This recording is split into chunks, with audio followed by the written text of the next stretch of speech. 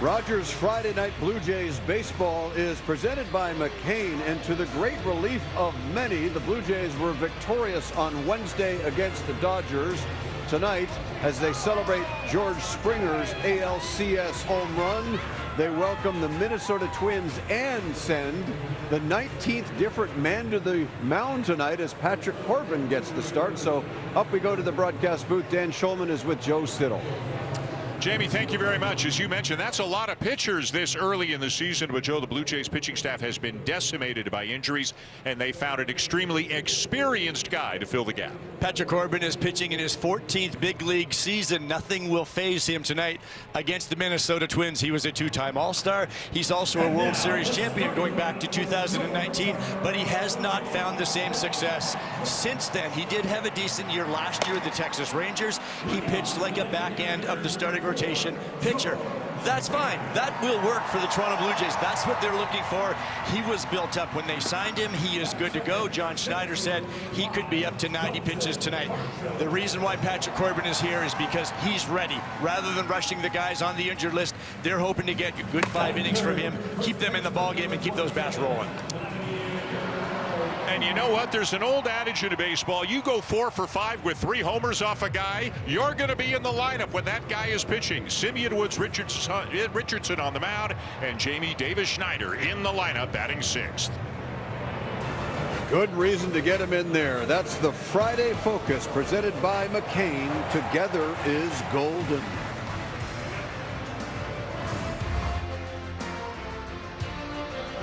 And the City Connect jerseys are out for the first time. First pitch flies here at the Rogers Center right after this.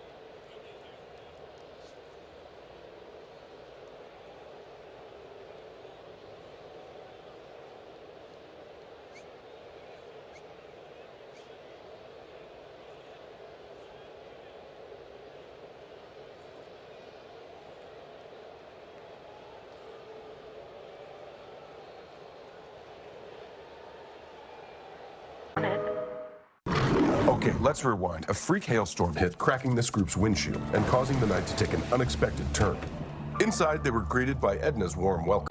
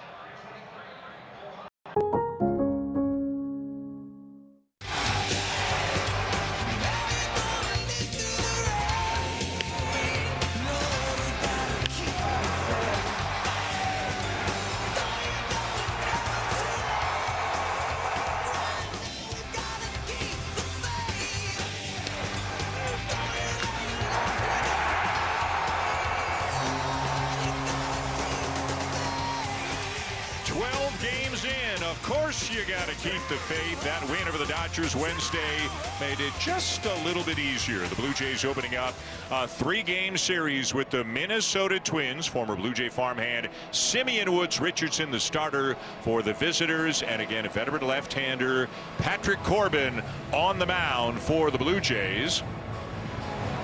As you are watching Rogers Friday Night Blue Jays baseball presented by McCain. You can see the City Connects on display here at Rogers Center tonight. And here is a look at the Twins lineup. Byron Buxton, whether it's here or in Minnesota, always seems to hit Blue Jay pitching well. Austin Martin, another former Blue Jays farmhand. The Twins, maybe not in a rebuilding mode, but they traded away 11 players at the trade deadline last year. That having been said, they just swept a 4-game series from Detroit. They are feeling good as Patrick Corbin is about to make his Blue Jay debut. Corbin was just signed 1 week ago to a 1-year deal by the Blue Jays to fill in this spot in the rotation. Made one start down in Dunedin, and he is good to go at the big league level. A lot of sinker, slider, cutter. He'll use his changeup. He used that a lot more last year to right-handed batters. A lot of pitches away to lefties and more into righties the way he utilizes those pitches. 7 of the 9 batters that he will face will be right-handed batters, either pure righties or switch hitters, beginning with Byron Buxton, really the most notable guy who was not traded at what was termed in many corners as a fire sale at the deadline last year. And this is underway with a pitch taken close but inside. Ball 1 to Buxton, off to a slow start this year but hitting better his last 4 or 5 games. That's a little bit high, and Corbin falls behind 2-0. 36 years old, a 2-time All-Star, a World Series champion with Washington in 2019. Swing and a miss, and it is 2-1. Not overpowering, 91-92, but as Joe mentioned, he had been throwing. He signed, he was ready. The next day, he had a Dunedin uniform on. On the corner, 2-2, and with so many pitchers on the IL, they needed to fill this spot in the rotation. And there's that changeup we're talking about right there. Used it a little bit more last year, but a lot of 4-seamers up and cutters in. Buxton reaches for it and pops it up for Andres Jimenez, and out number 1. Well, the leadoff hitter may be an indication of what we are going to see from Patrick Corbin. He almost used them all that at bat. The cutter's in, the sinker's up. That was a slider down in the zone. He mixed the changeup in. A lot of information, but that's the way he has to pitch at 36 years old. You know what he is? He's a pitcher. He's a crafty lefty. He's a crafty lefty. Sinker averaging just over 91. Yeah. They don't make crafty righties. They only make crafty lefties. Here's Austin Martin. We mentioned he's a former Blue Jays farmhand. He and tonight's starting pitcher for the Twins, Simeon Woods Richardson, went to Minnesota for Jose Barrios back in 2021. And for Martin, he's kind of been up and down between the big leagues and AAA. The Blue Jays drafted him as a shortstop. He's played some second, some center. He's in left field tonight, hitting .250 on the season.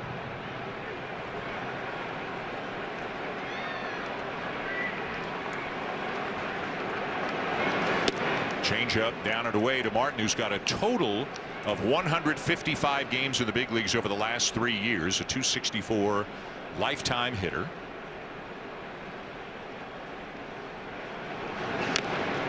That is fouled up, but he got in his kitchen with that one. 92-mile-per-hour sinker in there. It does not seem like much, but when you start with a real slow curveball, the first curveball he threw, he's not going to throw that pitch a whole lot, but it can really slow a hitter down, and you can see how that sinker got in on the hands of Martin. Corbin has been a very, very durable guy in his career. Jammed him again, went right back in there. Corbin has started 30 or more games in each of the last 8 full seasons, leaving the COVID year out of it. And I guess, you know, if you have success in there once, try it again. And I think that's a good setup too, behind the plate from Valenzuela. If you're setting up in there, make sure you get way in there. Bounced in, and it comes up and hits Brandon Valenzuela. May have gotten a bit of Manny Gonzalez, the home plate umpire, as well. Sometimes the sound is different. That sounded a little bit like flush, Dan. I think it missed the equipment. Maybe caught his arm.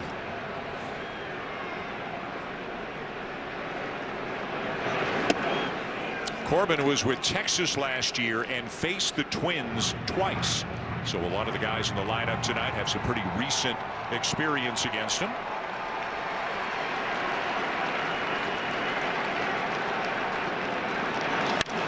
Ground ball up the middle, and it will get past Jimenez, who, even if he gets there, wouldn't have had a play. Martin runs well, and that'll be a base hit. A pretty good pitch by Corbin. There was a sinker out there, and you're right about that with the speed of Austin Martin. That's going to be a hit either way, but really just a ground ball off the bat of the Twins left fielder.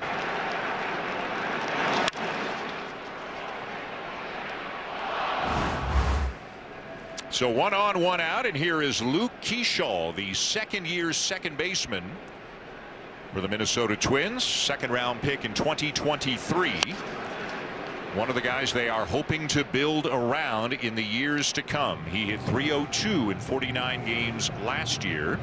This season, as you can see, just .200, off to a bit of a slow start. But Derek Shelton, former Blue Jay coach, there he is, current Twins manager, says he plays every game like it's a playoff game. Maximum intensity all the time.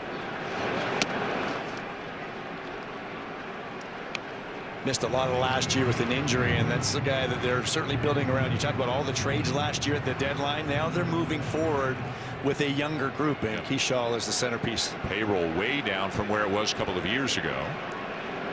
Martin the lead, and Corbin throws over. Buxton, no trade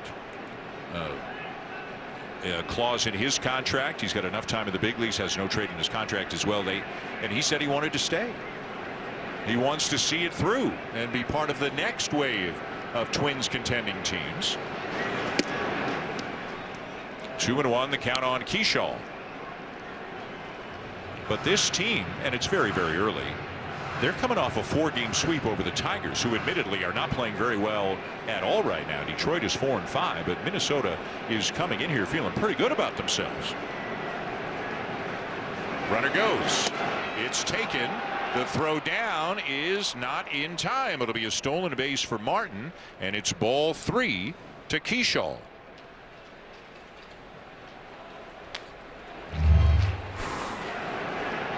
Like he went first move, got a good jump on Corbin. Pretty strong throw by Valenzuela, but just a little bit late with the speed of Martin.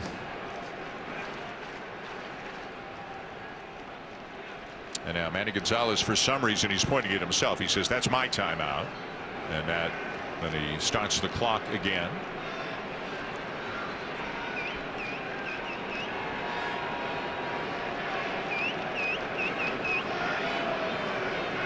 The 3-1 in there, and it's full. The Twins have run a little bit, but they've also been caught, so they're going to have to pick their spots. But with a guy like Corbin on the mound, a left-hander, bit of a slower, deliberate delivery, he's a guy they can get one on, and Martin jumped on him early. Testing a rookie catcher too. Bounced foul. It remains 3-2. Haven't seen enough yet of Brendan Valenzuela. We saw him in spring. We know the arm strength is there, that's for certain. But as any catcher, you have to give him a chance. And if you give him a chance with his arm strength, he should have a shot. But not so much in his first 2 chances in the big leagues. A look back at Martin. And the 3-2 is hit up the middle again to his left. Jimenez. Long throw is not in time. Guerrero is pointing to the dugout. We'll see if the Blue Jays decide to challenge. Good speed again. And they will not. It'll be an infield hit for Keeschall. Speed plays a factor again. This time Jimenez does get to the baseball. The old spinorama did everything he could do, but Keeschall just beat it out. Boy, that's 2 weakly hit ground balls, both of which have been just too far to the left of Jimenez. So they have gone for base hits. Now Martin did stay at second on the play. Yes, that's really the strange part, with Jimenez ranging to his left, not advancing the 90 feet. Here's Josh Bell, and this is a guy in the middle of the lineup who does have power. It's his 12th year in the big leagues. He hit 22 home runs a year ago with Washington. At one point back in 2019, he hit 37 with the Pirates. A switch hitter. This is his weaker side, at least in terms of the numbers a year ago. Tougher guy to get the ball on the ground too. Josh Bell has been an extra base machine, getting the ball in the air a lot. He's done some damage here early in a Twins uniform. Boy, and is Corbin looking for a ground ball at somebody. He is up to 22 pitches already with just 1 out here in the first. And again, they haven't hit him hard at all. He just hasn't been able to put them away. Some deep counts, foul balls, and eventually the ball put in play.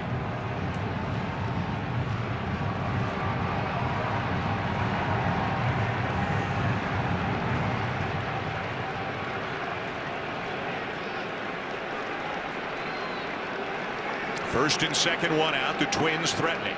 And the 1-2. Line to right field. That will be caught by Sanchez for out number 2. The runners hold.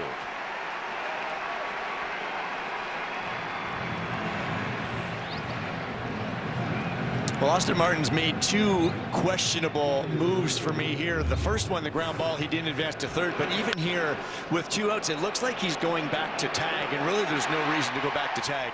He was kind of caught again, very indecisive, twice now, back-to-back hitters at second base. Well, and if he makes the right play on the ground ball, he scores on that fly ball to Sanchez. Everything. So 2 outs, and now Valenzuela is out to the mound to speak with Corbin, a guy who I would imagine he either met yesterday on the off day or maybe even this morning. But Valenzuela out for a conversation as they discuss the Twins catcher, Ryan Jeffers.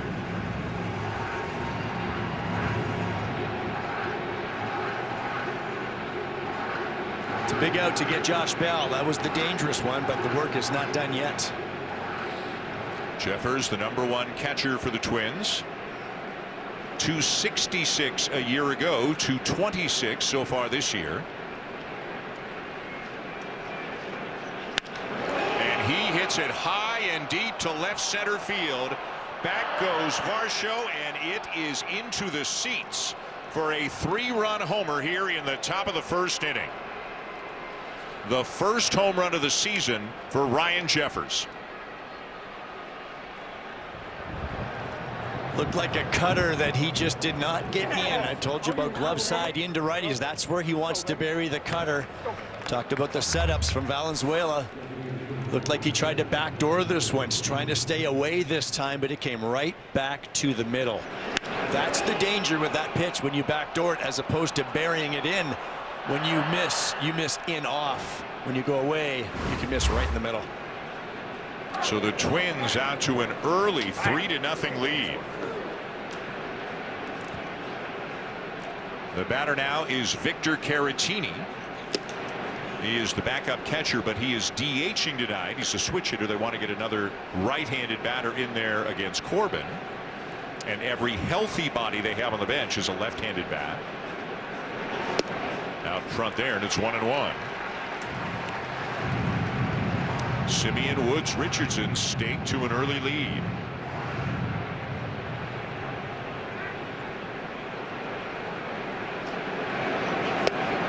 Taken low.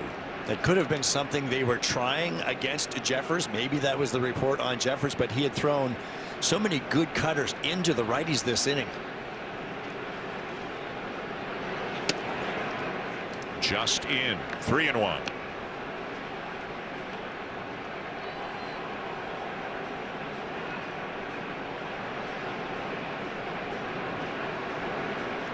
Kevin Gausman, Max Scherzer among those looking on. Scherzer, a former teammate of Corbin's, and now Caratini is challenging.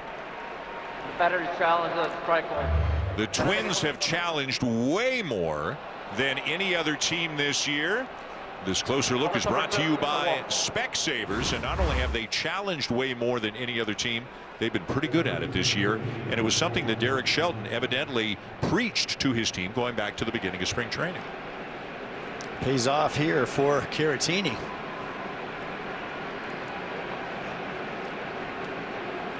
So now the left-handed hitting Matt Wallner. As we mentioned, Derek Shelton's got to have one or two left-handed bats in there. They've got a bunch of them. Wallner's numbers were never good at all against lefties until last year when they came up and were respectable. And he is a big, big power threat. But you can get him too. As you can see, he goes after one way outside. It's 0-2. And that's why you put him in the lineup, because of that threat with his power. All it takes is one missed pitch from a pitcher for him to change a ball game. He went around. Manny Gonzalez will call him out at the plate, and that will retire the side, but not before Ryan Jeffers hits his first home run of the season. And with a couple of men on, the Twins have an early 3-0 lead.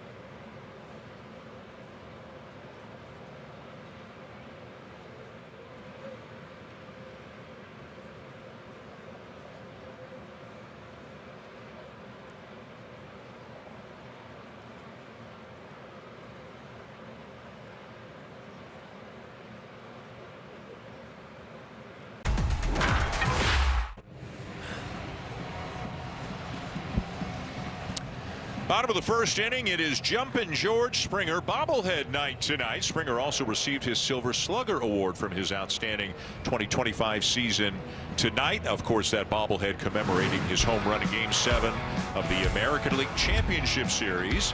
He's starting to come around with the bat a little bit too. Has an RBI double in each of his last 2 games.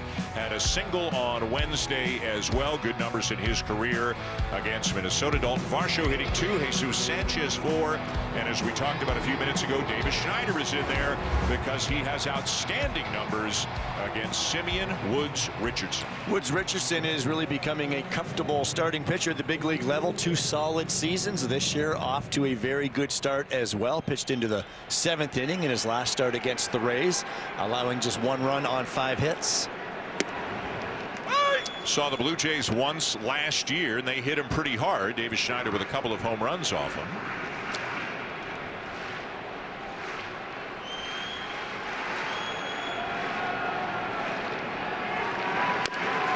That's fouled off the foot, I believe, of Springer, who is down at the plate, but fortunately getting up under his own power rather quickly and hopefully okay. And that pitch is somewhat new for Woods Richardson. That's the splitter. He's got a 4-pitch mix. He'll use the 4-seamer and the slider.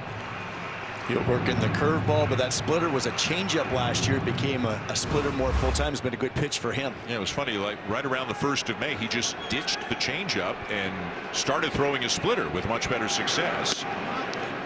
They are, or they can be similar in the way they act, so you don't see many pitchers throw both. Most guys throw one or the other.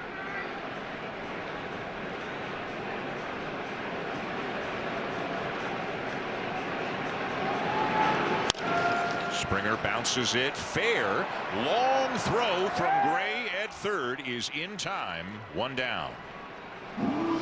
Well, there it was again. He's got Springer out front. Nice job by Gray at third base. He fields this ball deep behind the third base bag, gets rid of it quickly, but shows pretty good arm strength getting it across the infield. He's getting a start for Royce Lewis, who suffered a knee injury in yesterday's game against the Tigers. Not expected to be serious. He's on the roster, but out of the starting lineup tonight. Dalton Varsho hitting in the 2 spot. Coming off a 1-for-3 game with an RBI, stole the base, took a walk, scored a run. Looked like Dalton was taking all the way, but that's the one he can do some damage on. Looked like a little get-me-over slider first pitch to a dangerous left-handed batter. So when you take one, when your plan is to take it, but it looked good, do you regret it, or are you, hey, that's my plan? I'm guessing in his head he's kicking himself, but at the same time, it's your approach. He wants to see his delivery, trying to time him up. Fastball fouled back, 1-2. Woods Richardson not overpowering. That fastball at 91. See Addison Barger there on the right. He's on the IL. Left ankle sprain, progressing but not yet doing baseball activities.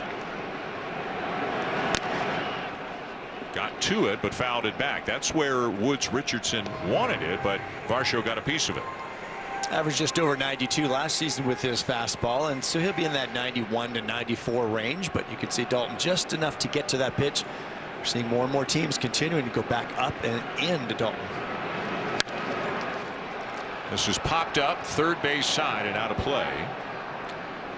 We mentioned that Woods Richardson went from the Blue Jays to the Twins in the Jose Barrios deal. He came to the Blue Jays a couple of years earlier along with Anthony Kay in the Marcus Stroman deal and became one of the top prospects in the Blue Jays organization, but never pitched in the majors for the Blue Jays. Varsho rips it up the alley in right center. All the way to the wall, and he is into second with a one-out double.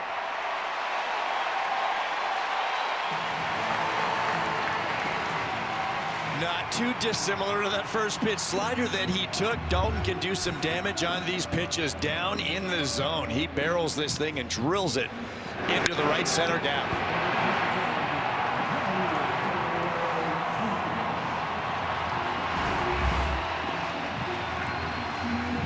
We've talked about it at times in the past. You're almost playing into his hands by throwing him changeups and splitters down. Those are the pitches he always seems to have the best success against. Here's Vladimir Guerrero Jr. And Vladdy is challenging. Batter challenges strike call. Unsuccessfully. Ball confirmed to strike one. So the Blue Jays lose a challenge here in the first inning. Just a tiny bit of that baseball over the corner with the strike zone, but that, or over the edge, but that is enough.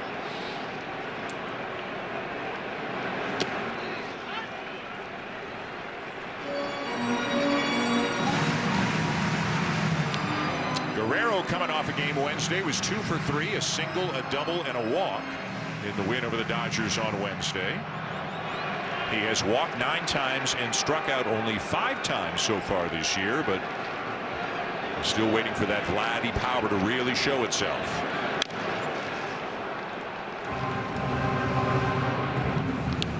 This is a team not hitting for a lot of power right now. They have 10 home runs in 12 games on the season, and they are 23rd out of 30 teams in both slugging percentage and OPS. Just 4 runs on 8 hits on Wednesday against the Dodgers. A big comeback win, but still not lighting it up offensively. That one got in on him just enough that he hits a ground ball to second for out number 2 as Varsho comes to third. And some of it obviously has to do with no Addison Barger but no Alejandro Kirk, but we saw this team last year succeed in spite of injuries. They weren't always complete. Now they usually were pretty close, but still really waiting to get it going. They had a couple of good games early against the A's, but it's collectively an effort there as a team. They're just not going in, especially when the big boys up top aren't doing it. It really bleeds through the lineup. Jesus Sanchez hitting in the cleanup spot for the 3rd game in a row. He will take low for ball 1.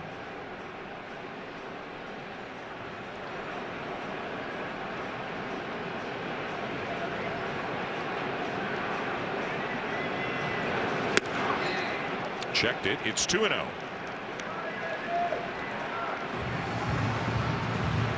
Varsho will be heads up at third base. You know that a guy throws a number of splitters, especially to left-handed batters. Maybe get one of those in the dirt. And the third baseman Gray way off the line because Sanchez is a left-handed batter. So Varsho can get a big lead at third.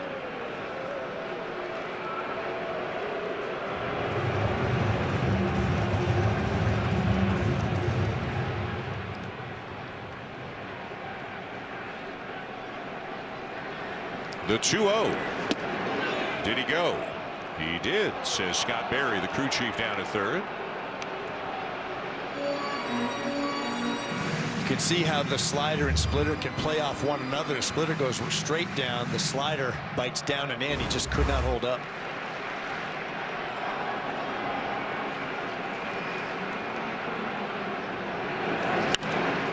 Fouled off, 2-2.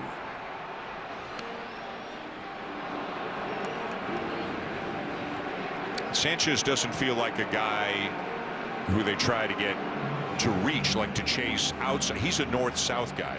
They try to bounce something in, get him to chase down low, then they try to elevate, get him to chase up high. Yeah, and I think they want to try to get him out hard up in the zone. Went back down. To me, that's where his power is going to be. That's where he's going to do more of his damage. You see that fastball at the top of the zone, just not quite getting to it. I thought he'd go back up there.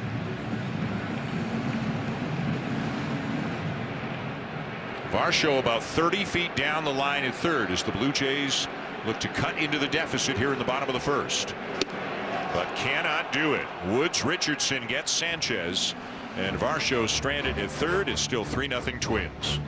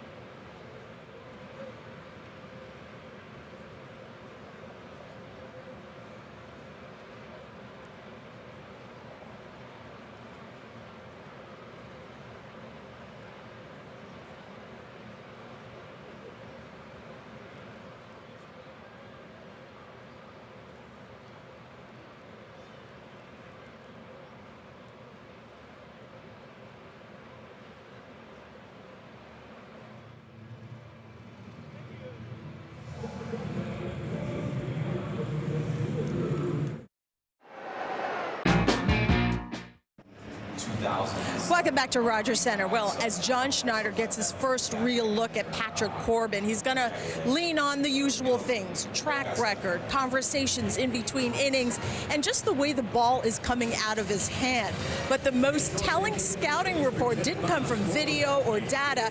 It actually came from Corbin's former World Series teammate. Max Scherzer describes Corbin as a sled dog. Schneider initially figured that meant a guy who did his job and kept things moving, but not quite. What Scherzer meant, as he later explained to me, is that Corbin is one of the pack, a grinder who pulls his own weight, makes the group better, just one of the guys who never needs the spotlight. And that description lands with Schneider. The Blue Jays have made a habit of bringing in experienced arms on the back end of their careers, pitchers, Dan, who understand how to get outs and how to fit into a clubhouse while carrying their share of the load. Guys? Hazel, thank you. And, you know, truth be told, who knows how long Patrick Corbin is with the team. The better he pitches, the longer he will be a Blue Jay. Again, they have a number of injured pitchers as that one runs down and in. A cutter, I think, that hits Brooks Lee down in the left leg, I believe, and the leadoff man is aboard here, top two. Just having a tough time commanding that pitch, trying to come into the righties with that cutter. On the home run pitch, he was going away, left it in the middle of the plate, and this one he just yanked it.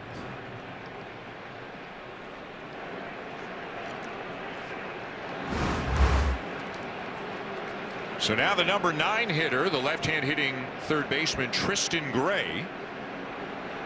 Lee is feeling that one. So Corbin signed to a 1-year, $1 million deal. And as you know, and as we mentioned, some of the injured starters are starting to make some progress. A bunt. Corbin's got to come get it. Spins, fires, and gets him. It'll be a sacrifice for Gray. Lead is second. Most notably, in terms of the injured starters, Trey Yesavage, whose next outing is scheduled to be either Tuesday or Wednesday. It could be in Dunedin, it could be in Buffalo. It is weather dependent, and they're hoping he gets to 70 pitches.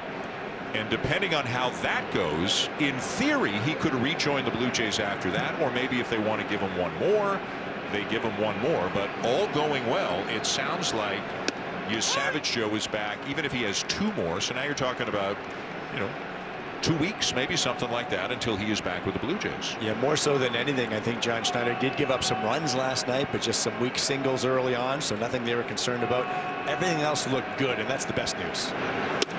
Jose Barrios, the longtime former Minnesota Twin, had a 2-up live, meaning a 2-inning simulated game today in Dunedin, and according to John Schneider, sat 94-95 with his fastball, which is very good news. This is popped up by Buxton. Ernie Clement waits and takes 2 down. Next up for Barrios, probably his first minor league rehab outing. And Shane Bieber, along with Jimmy Garcia, they are both scheduled to throw off a mound again tomorrow. So Savage appears to be the closest, maybe a couple of weeks away. But between now and then, they evaluate Corbin and see how he may fit in once guys start getting healthy. He is trying to navigate a 3-run first inning here, and you watch pitchers like this, they can do it. We saw the 2 ground balls in the first inning. He can get some weak contact, and now it's about getting quick outs. When you're that sinker ball kind of ground ball guy, you can get some quick outs and be efficient. Inside corner for a strike, 0-1. Austin Martin had a base hit, stole a base, and scored in the first. And you feel a little bit for Corbin, too. Really like 5-6 hoppers that just happened to go up the middle. Jimenez was playing way in the hole on both of them. Fly ball to left, right at Davis Schneider, and a much cleaner top of the second for Patrick Corbin.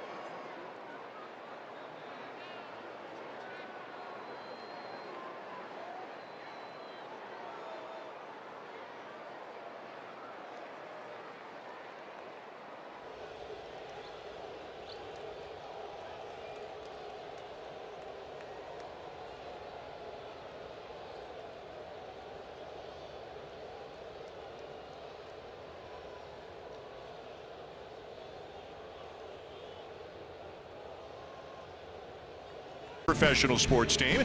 Some of the Maple Leafs were here playing catch today. William Nylander and Vladimir Guerrero Jr. playing some catch. Chris Tanev, you got to stretch. I mean, even if you're a hockey player and you're just playing catch, you got to stretch. Max Domi here as well, a number of others. And of course, it's Ernie Clement, who's kind of the bridge between the two groups, being the hockey guy that he is, leading kind of the hockey circle of stretching right down the left field line. How much did Ernie love leading the stretch today? Is that any good? It was fun. William Nylander, and I could be totally wrong here, strikes me as the kind of guy who could step in, take BP, and hit the second pitch off the wall. Just such an athlete. Here's Kazuma Okamoto, a quick 0-2 count on him, hitting .239 with a couple of home runs.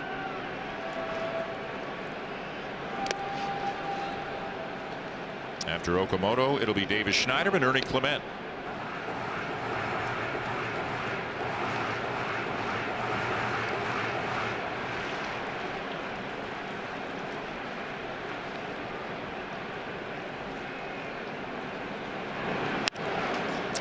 Popped up, foul territory, back towards the screen, and just enough to get out of play.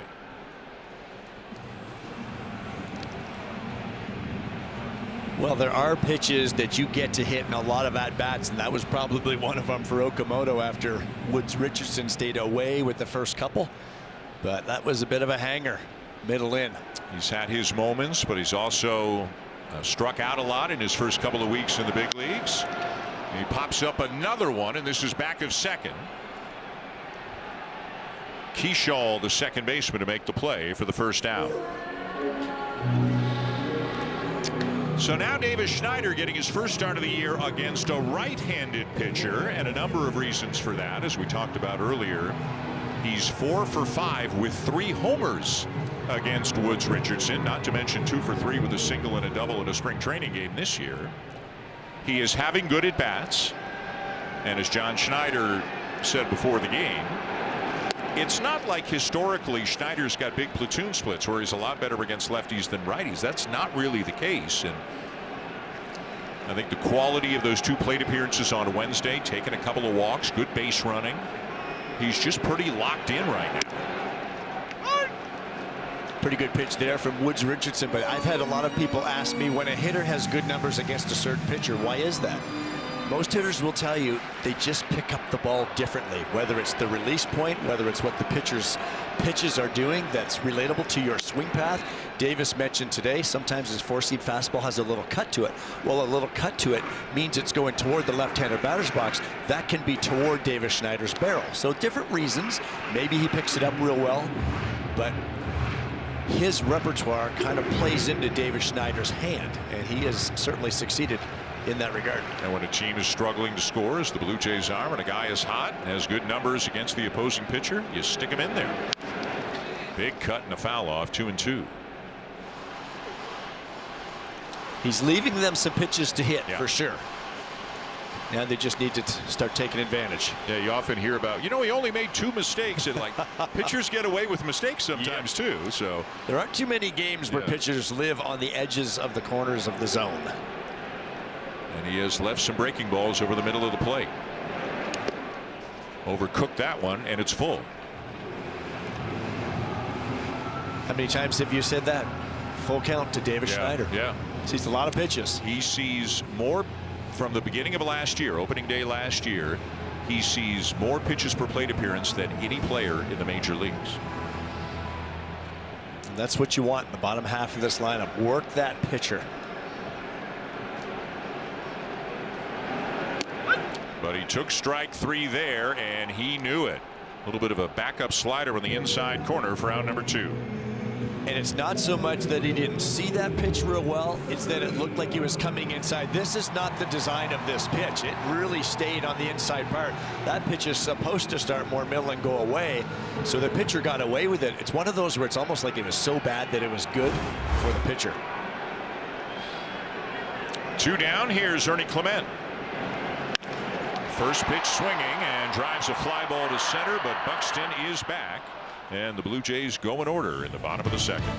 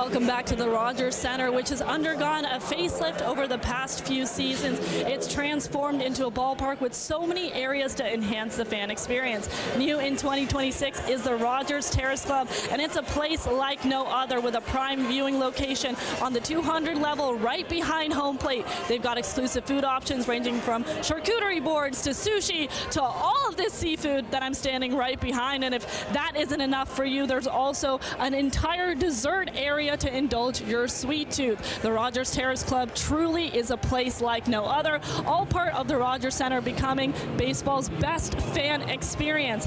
Dan, I'm really putting it out there. If anyone wants to let me live here, I would love that. I think that sounds like a plan. I stopped. I got distracted when she said dessert board, dessert tray, dessert part of the menu that really attracts you. That's it.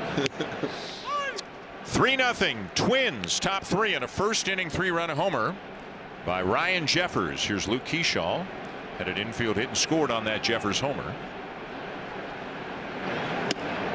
Changeup off the corner, 1-1.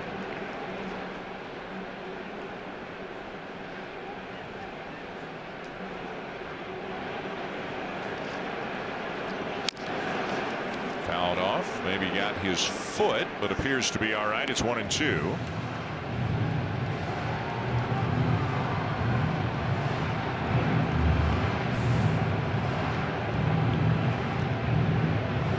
Maybe up closer to the ankle. I mean, nothing down there is good. No. See if he doesn't have a guard next time up, but maybe it just grazed him.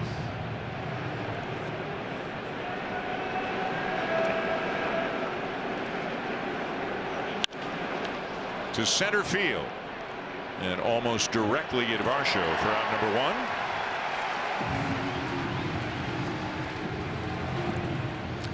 Strikeouts are brought to you by Subway. Buy 1 foot-long, get 1 free with a $0 delivery fee. Offer ends April 26th.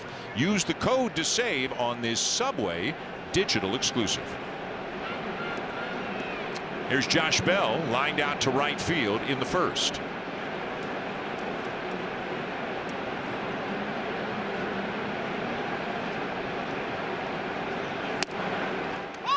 The knees, and a challenge coming here from Bell. Better challenge, strike call. Remember, the Twins, the most aggressive team in baseball, but look at that. It is barely a strike. Minnesota have 1 challenge left. So it remains 0-1, and the Twins are down to 1 remaining, same as the Blue Jays. That's the 49th challenge by the Twins this year. No other team has challenged more than 34 times. And yes, like everything else in baseball, you're just a few clicks away on your device from finding ABS challenge stats online. Good changeup there, 1-2.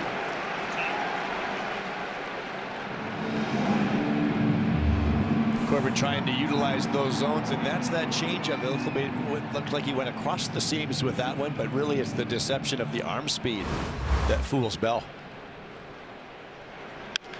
Jammed him. Waiting is Okamoto on the money and in time. 2 down. Good job by Okamoto there. No rush whatsoever. You could tell the hitter got jammed. He doesn't run real well. You've got all kinds of time. Okamoto used it. Should an infielder every single at bat look into the plate and say, okay, this guy runs well, this guy doesn't run, like every single at bat? Absolutely. That's doing your homework. You have to know what the clock has to be.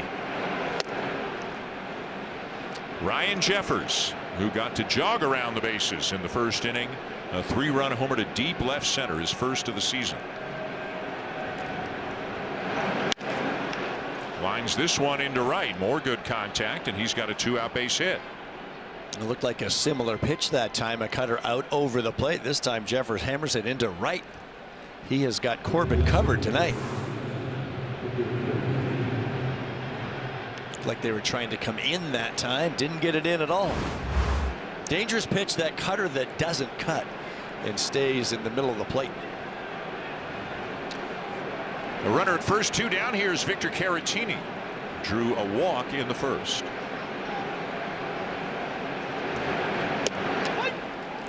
Corbin out in front 0-1 with a big curveball.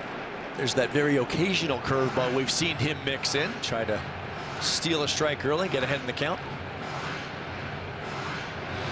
Corbin at 52 pitches through 2 2/3. John Schneider said before the game, all going well, he could get up to about 90. Just the one start down in the minors with Dunedin last Saturday. 5 innings, 9 strikeouts, 1 unearned run, 4 hits, 74 pitches. Like Max Scherzer, had been throwing a lot before he was signed. So here's a 36-year-old, doesn't get an offer or doesn't get a deal to his liking in the offseason. You just stay in shape, you keep throwing. Eventually somebody's going to get injuries and give you a call, and he just hit his second batter of the game.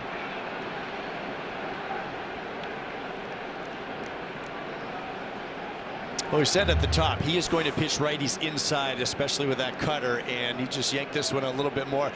I'm okay with those mistakes, Dan. I'd rather see him make that mistake than leave a cutter over in the middle of the plate. He's clearly not happy with himself, but if you're going to err on the side that's not going to hurt you damage-wise. It's interesting. He's been around a long time. 13 full seasons in the big leagues. He's never hit more than 9 guys in a season. Last year, in 155 1/3 innings, he hit only 3.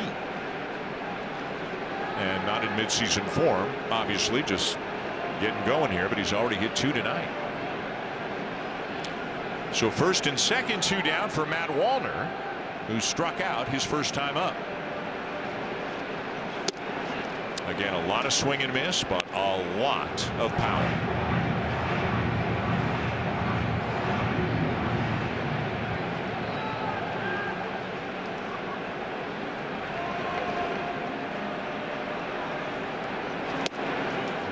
Corbin behind 2-0.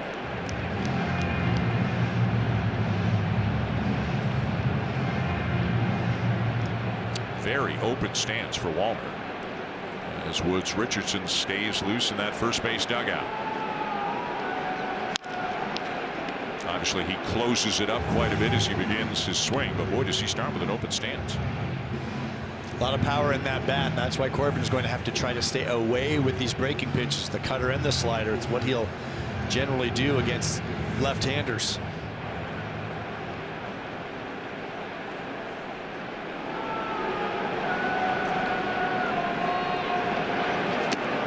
Got him to chase. 2-2.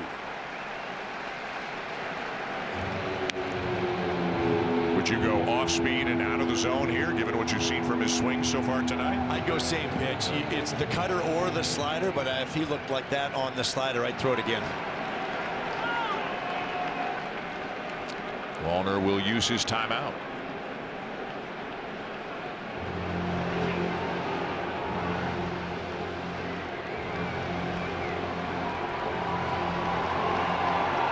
The cutter is the harder pitch of the two, but clearly he's not picking up the spin on that slider. A look back. And the 2-2 line to center. Varsho's there, and the side is retired. Corbin gets out of it.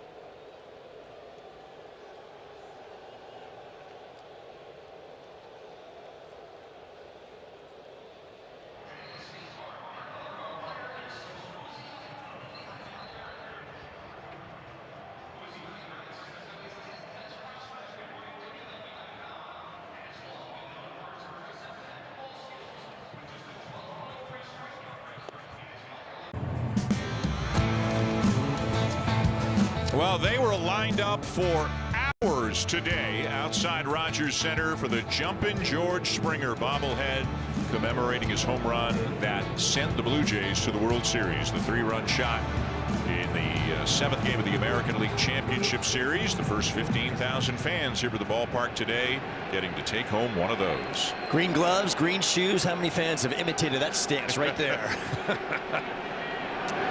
Springer's been interviewed about it a lot and says after he swung and saw the ball go in the seats, he doesn't remember anything until he got back to the dugout. Does not remember anything as he was rounding the bases. I believe it.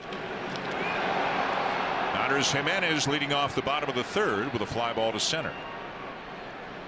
So many hitters will say that after big hits or big home runs, whether it's a walk-off hit, whatever the case may be, that elation just goes, especially the feel inside the stadium. We know what the fans were doing here at the Rogers Center.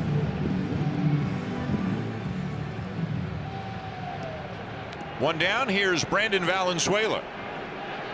1 for 8 so far in his big league career. John Schneider was asked about how do you decide between Valenzuela and Heineman right now, and he basically said, like the big stuff guys like a Taj Bradley, who's going to start on Sunday for Minnesota, maybe a Heineman, grind out an at bat, foul some pitches off, try to get a base hit here and there. Maybe those guys are better suited for Heineman. The guys whose stuff isn't as overpowering, maybe Valenzuela can run into one and they take advantage of his power, and he might be able to hit one out. Valenzuela more power, Heineman more contact. Ground ball pulled to first, backhanded by Bell. 2 down. So now Springer, and as mentioned, in addition to it being his bobblehead night, he also received his Silver Slugger Award tonight. He was the outstanding, or the Silver Slugger Award winner at the DH position in the American League last year.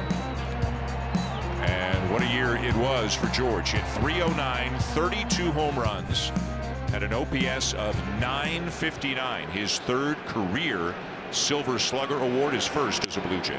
And more importantly, Dan, I think to everyone's surprise, it was after a rough season offensively. This team needed him to rebound if it was going to do anything. And did he ever rebound? He did that and then some. I thought he was the regular season MVP of the team. Right. Remember, he started batting 6th to start the season. I remember one of the first days of spring training last year when John Schneider, he basically proclaimed that right from the start. It looked like George just got rid of his elbow pad, and maybe the Velcro's not working. He just tossed it away, and Manny Gonzalez said, "Are you sure?" And George just kept saying, "I'm all right. I'm all right." Taken low, ball 2. Second look now for this Blue Jays lineup against Simeon Woods Richardson, and for the most part, these righties can know that he's pretty well staying away. That 4-seam fastball, the slider, the splitter, not a whole lot inside.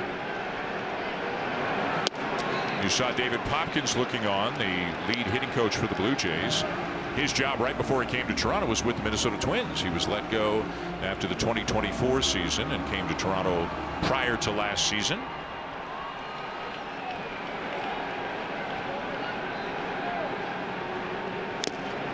Fouled off, full count on Springer.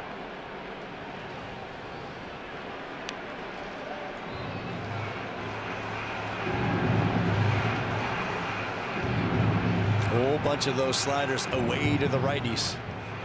George is trying to get one that spins and stays up in the zone a little bit.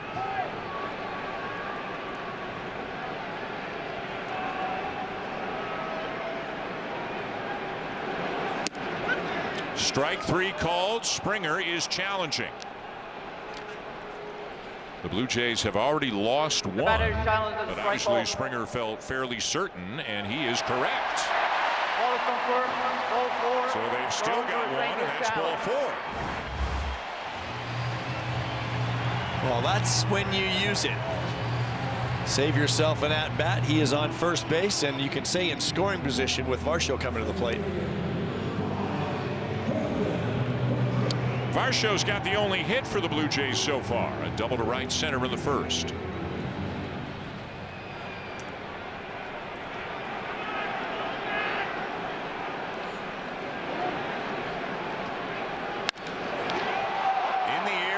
center. The outfielders converge, and Buxton takes charge to make the catch as the inning comes to a close.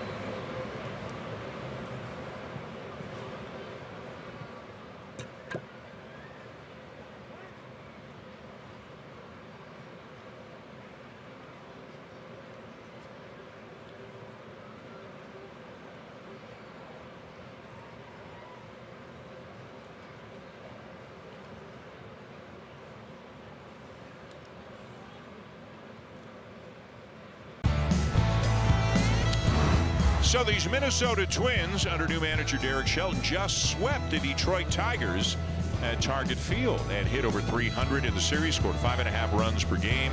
They take a lot of walks. They've got a lot of men on base. They don't have a lot of power, but they do create a lot of traffic, as they say. And Joe, they knocked around Tarek Skubal and Framber Valdez this week. Got two of them. Beat Skubal, then put up a 6-run first inning against Framber Valdez. Knocked Skubal out in the 5th inning, so a pretty good week for the Twins. They're in a busy stretch right now of 15 straight games. This is the 10th. So a lot of times you'd like to say that's when you'd like to get a team, but they're on a bit of a roll. Just coming to Toronto for 3 days. Brooks Lee, the batter, he had a big 2-run single in the 8th inning yesterday in that 3-1 victory. Jeffers, the catcher, with a 3-run homer in the first here tonight. That's pounded foul up the third baseline. 1-2 the count.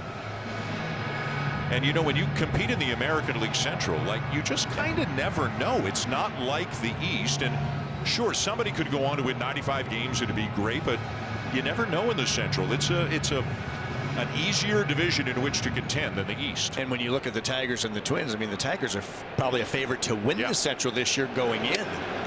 The Twins at the other end, after the trade deadline last year, this is a complete kind of reboot and rebuild, and they just took 4 from those Tigers. Cleveland's off to a good start. The Guardians are 8-5, a game ahead of the Twins.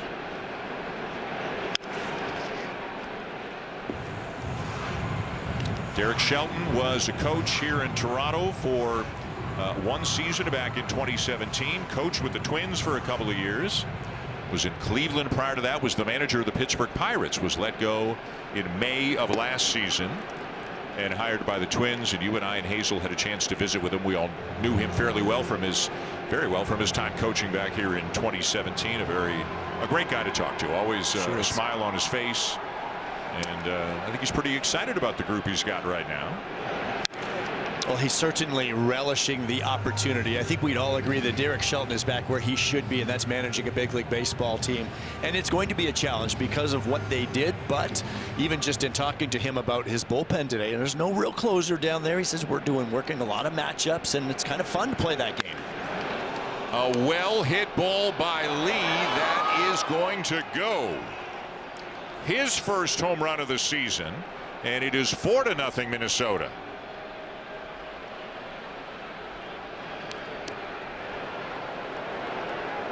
Another cutter from Corbin, and while that pitch he has to kind of live and die with, it's a big pitch for him, but the damage has been done on that cutter against these right-handed hitters in the Twins lineup. Trying to come in again, and it's not in enough. Inner third at 86 is pretty good hitting for a right-handed batter.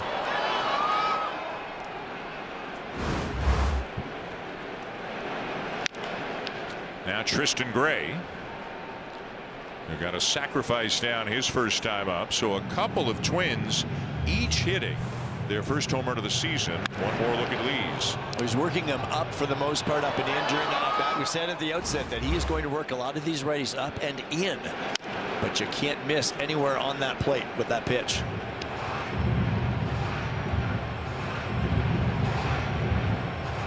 So at this point, if you're John Schneider, do you start looking at the lineup and the matchups, or do you say, hey, it's just the fourth, nobody out, I got to get as much out of Corbin as I can no matter what, because, and we keep talking about this kind of stuff, that you don't want to burn through the whole bullpen in one game. Yeah, at 4-0 though, you still feel like you're in this ball game. So it's the fourth inning. It's still early, so you might have to pull the plug a bit early, but there are times and stretches where Corbin's looked good enough that you think he's going to eat up some more innings for you. Picks up his second strikeout of the night, getting Gray. Just like that.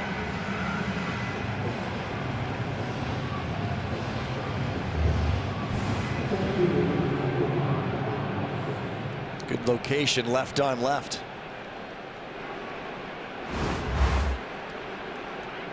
Top of the order, Byron Buxton 0 for 2.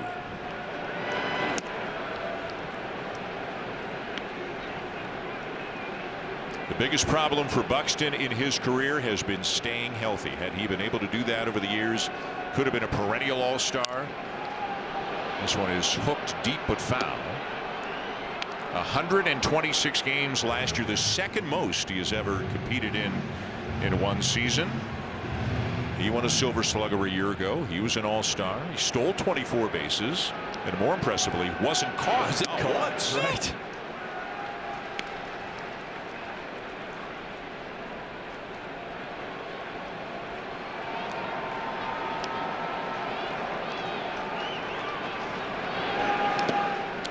You know, back to Corbin and the rotation. Tomorrow is Eric Lauer. Spoke with Lauer today in the clubhouse. He is definitely feeling better than he was in Chicago when he was really burdened with the flu. Only went a couple of innings. The velocity was way down. He's not quite 100%, but he is well past the worst of it. Did he go? Nope. And it's full. And then Sunday scheduled is Max Scherzer. Remember, Scherzer only went 2 innings because of forearm tendonitis his last time out, but he is seemingly on track to be okay and start the game. But it's a lot of uncertainty going on right now in the rotation due to injury and illness. Swing and a miss to get him. 2 down.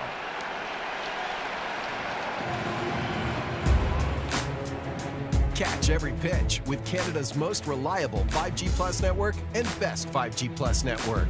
Rogers, we got you.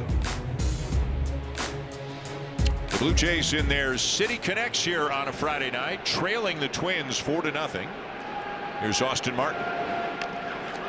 And was that tipped off the bat, a foul ball that then got Valenzuela? Sounded like maybe the knob of the bat. Sounded like it.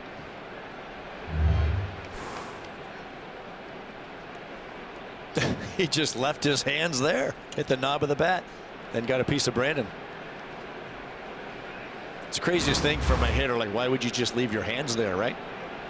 Slow breaking ball. He had plenty of time to pull back, pull away. You see Manny Gonzalez. The scoreboard says 1-0. That's why he is letting everybody know it's 0-1. Change up away, a ball and a strike.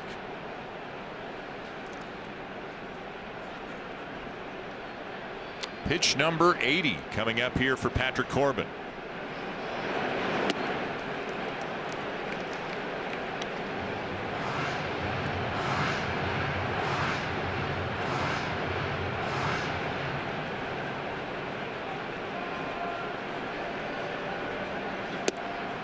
Martin was the 5th overall pick by the Blue Jays back in 2020 out of Vanderbilt. A great college baseball program, but again, has just never really been able to establish himself as a productive full-time player.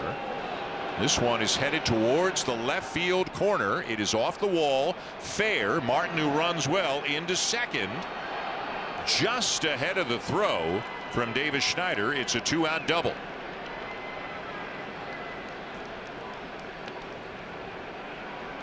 David Schneider made that a lot closer than I thought it was going to be. Martin with pretty good speed as he gets this pitch. Another one out over the middle of the plate. Smokes it into the left field corner, but Schneider plays it off that wall. About as perfectly as you could, just not in time. So the inning continues. Here's Luke Keyshaw, 1 for 2.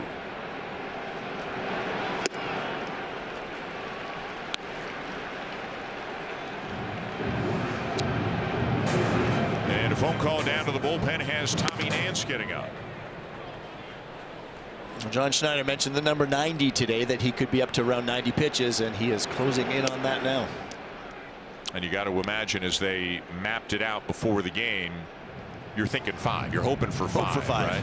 So pitch count was pretty high there early, especially in the first inning. Tried to play a little catch up, but hasn't quite been able to do it. To center field and deep. Varsho has room on the track to retire the side.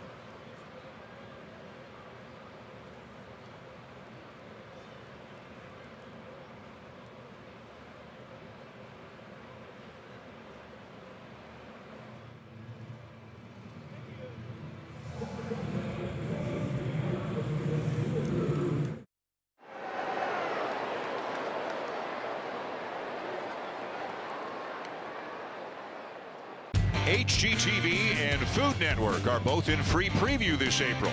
Watch exclusive shows like Rock the Block, The Emily Michelle Project, and Andy's East Coast Kitchen Crawl. Check your TV provider. A Friday night here in Rogers Center to open up a weekend series between the Blue Jays and the Twins, and it's Minnesota on top. Couple of home runs. Ryan Jeffers, Brooks Lee. It's 4-0 Twins, bottom 4. Guerrero, Sanchez, and Okamoto against Simeon, Woods, Richardson. Woods Richardson got a ball a little bit in on Vladdy back in the first, and Guerrero grounded out to second.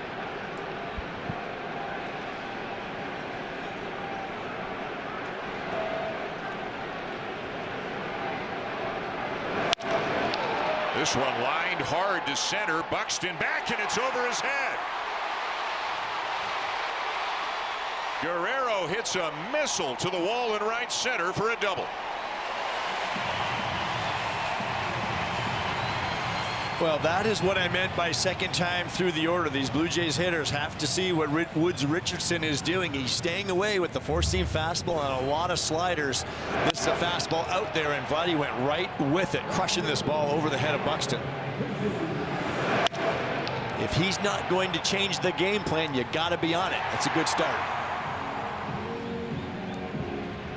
I would imagine at some point Buxton said, I got it, I don't got it. Just kept going. Well, a good start here this inning for the Blue Jays. Just their second hit of the night. Here's Jesus Sanchez, who struck out with a runner at third to end the bottom of the first. And he lines one into right center, a base hit.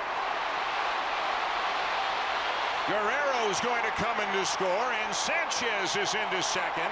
Back-to-back doubles in the first run of the night for the Blue Jays.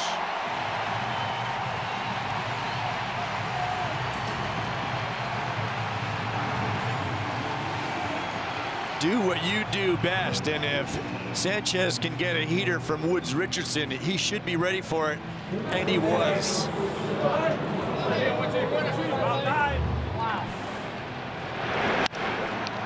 all over this pitch. There's that one down in the zone that we keep talking about with Sanchez. Really seems to be able to do some damage on those low pitches.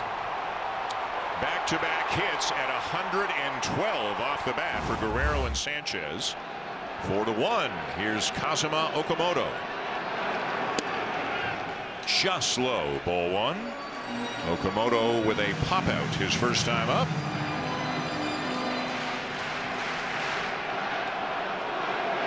And a big crowd here on a Friday night has come back to life here this inning. Takes one. They got a lot of the plate. 1-1.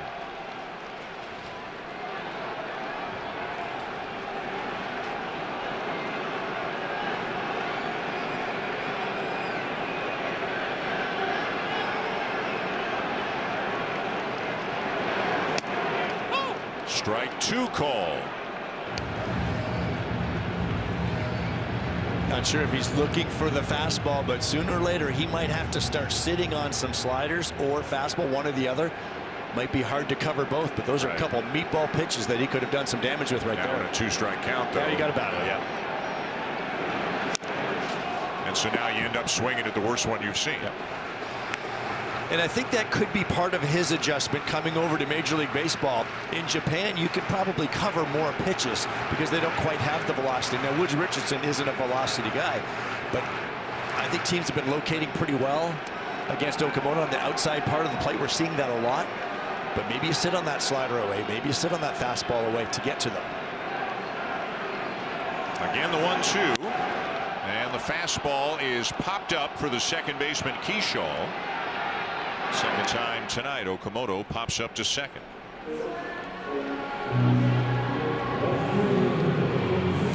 So one down, and here's Davis Schneider, who was called out on strikes his first time up. Took a backup slider over the inside corner.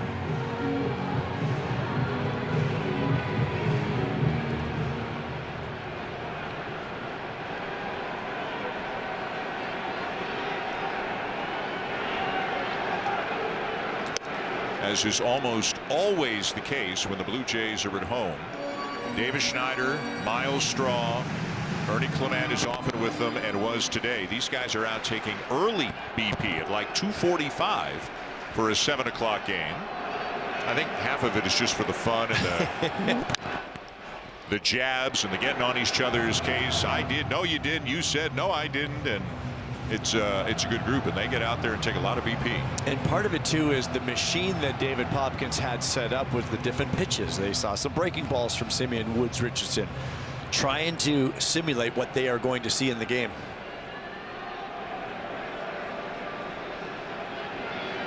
One down low, ball two. Schneider a big part of the win on Wednesday. 2 plate appearances, 2 walks.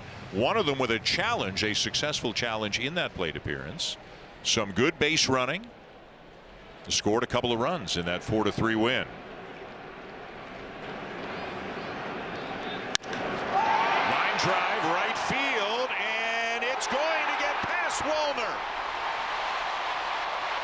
Schneider on his way to second, and in there driving in Sanchez. It's 4-2.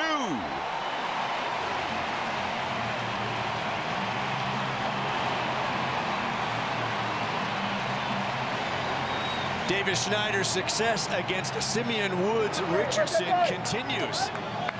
This ball hit on a line to right field. Wallner, not known as a great defender, he got all turned around. Now he's going to test the arm of Wallner, but he's able to get in there safely. We don't often see Schneider go to the opposite field like that. Generally a pull hitter, but making good contact, and that's the 3rd double of the inning for the Blue Jays. And you're right, Wallner got all twisted around out there in right field. If he plays it well, he gets there in time. But it's another fastball more middle away, and again they're getting these pitches. Vladdy did it and Davis Schneider did it. That's kind of going to school and understanding what a starting pitcher is trying to do to you. But Wallner played that right into a double for Davis.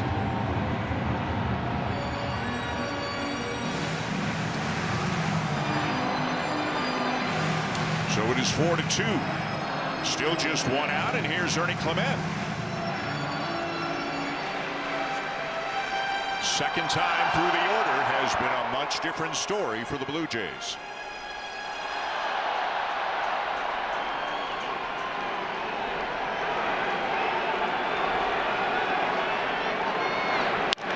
Fastball grounded to third. Gray will look the runner back and throw Clement out, 2 down.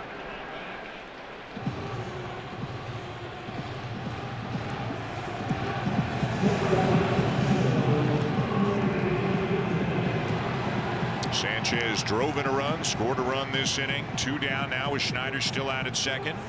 And here's Andres Jimenez, who lifted a fly ball to center in his first at bat.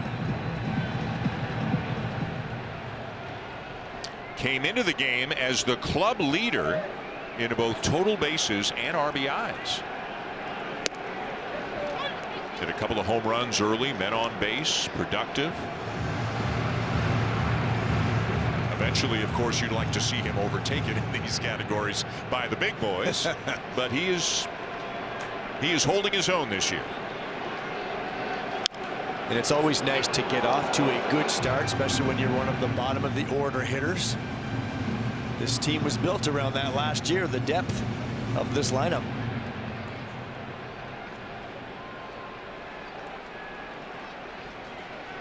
Couple of strikes on him.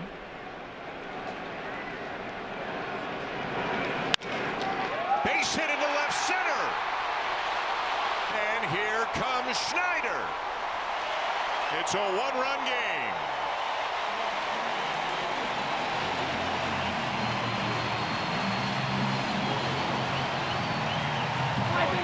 Good on Jimenez. He gets this fastball out over the plate, and the way they play him, the shortstop always shades toward that second base bag, but he stayed inside this fastball, middle in, and shot it the other way, right into no man's land. Fortunately, it didn't hit David Schneider. And the Blue Jays with 3 runs in here in the bottom of the 4th. Brandon Valenzuela, the batter. Mark Budzinski with a little info on Woods Richardson's time to the plate. You also got to weigh that against, having Valenzuela hit here, and even if he makes it out, oh boy, he didn't make it out. He hit it out.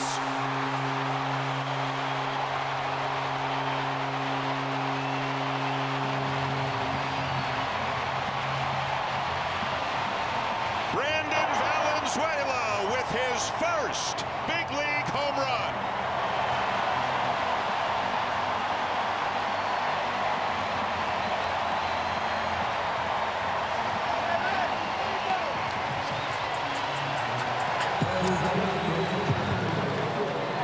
What a moment for that young man. A hug from Guerrero, putting the jacket on for the first time. John Schneider said, I think he's got a chance to clip him, because Woods Richardson doesn't have overwhelming velocity. They wanted to tap into his power. And did that pay off? Look at that smile. Well, it was the splitter from Woods Richardson that we've been talking about, but this one was flat and stayed up in the zone to Valenzuela.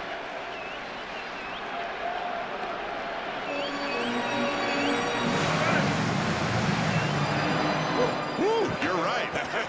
We're all doing that, Brandon.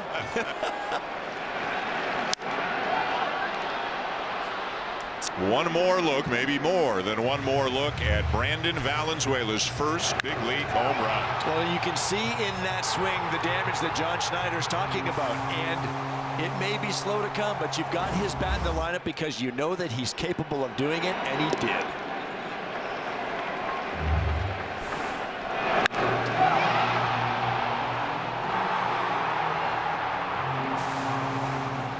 This building has erupted a little bit here in the 4th inning. The Blue Jays offense has come to life. Joe, this is their biggest inning of the season, a 5-run inning. 5 hits, 4 of them extra base hits. Springer now with a ground ball down to third. A wide throw. And this inning isn't over just yet.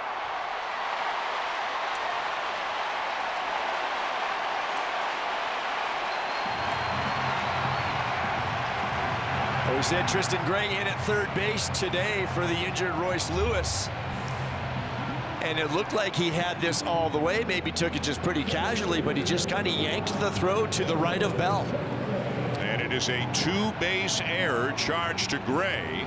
Boy, between the Wallner play and right, not scored an error, obviously, but he got all twisted around, couldn't make the catch on the Schneider hit, and now this error. The Twins are not helping themselves. Here's Dalton Varsho.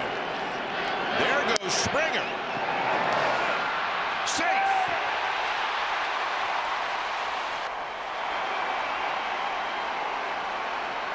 Taking advantage of the fact Gray well off the bag, and a challenge though coming for Derek Shelton and the Twins. The call on the field is safe. Minnesota's challenge. Well, oftentimes as a runner, look at the left-handed batter where the third baseman's playing. So George is thinking, I just have to beat the third baseman to the bag.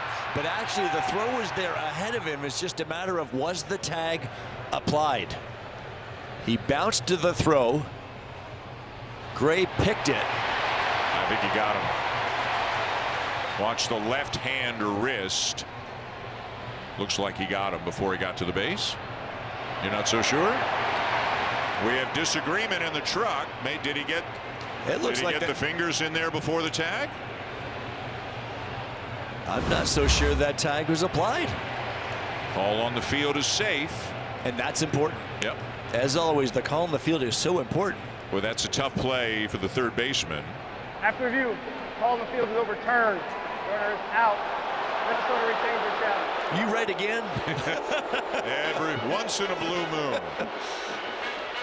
What an inning for the Blue Jays. Their biggest inning on the young season, capped by Brandon Valenzuela's first big league homer. Enjoy the moment, young man. The Blue Jays have the lead.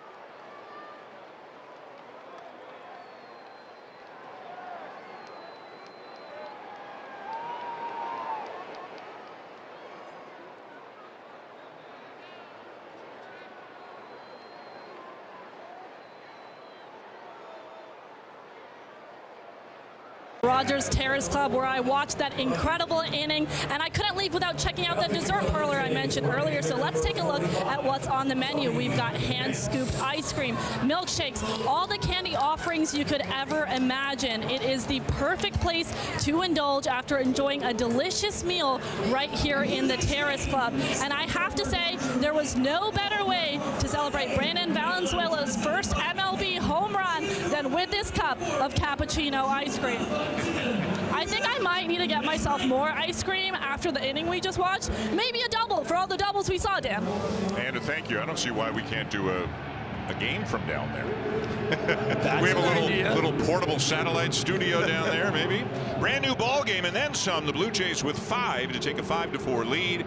Patrick Corbett out of the game. Tommy Nance is in here, top 5. Well, Tommy Nance had a rough one last time out. 5 games so far this year. He's been pretty darn good, but he gave up 4 earned runs in just an inning and a third on Monday against the Dodgers in that 14-2 loss. I'm sure he can't wait to get back out on that mound. Josh Bell turns around to bat from the left side against Nance. Ryan Jeffers and Victor Caratini to follow. And it's going to get interesting here pretty soon for Derek Shelton. They have 3 healthy players on their bench. We don't think Royce Lewis is available. Lewis is a right-handed batter. The 3 healthy guys are all left-handed batters. Cody Clemens, Trevor Larnach, and James Outman.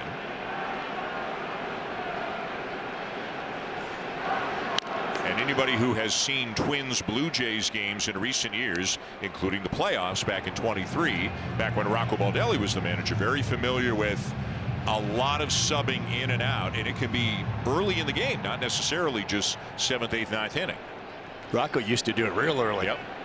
Like now.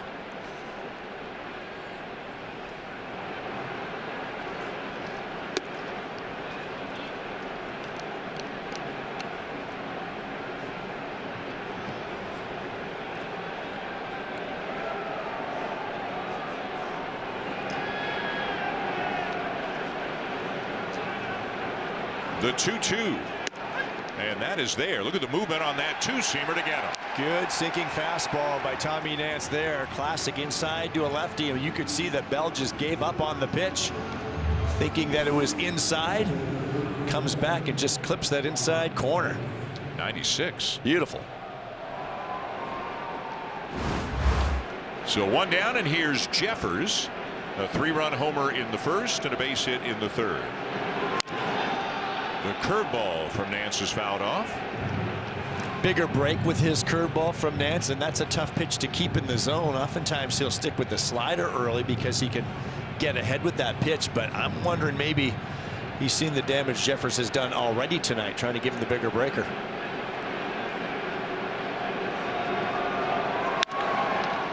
Grounded wide to third off the glove of a diving Okamoto. And that'll be the third hit of the night for Jeffers. And this time it was the slider, went back to the harder of the two breaking balls.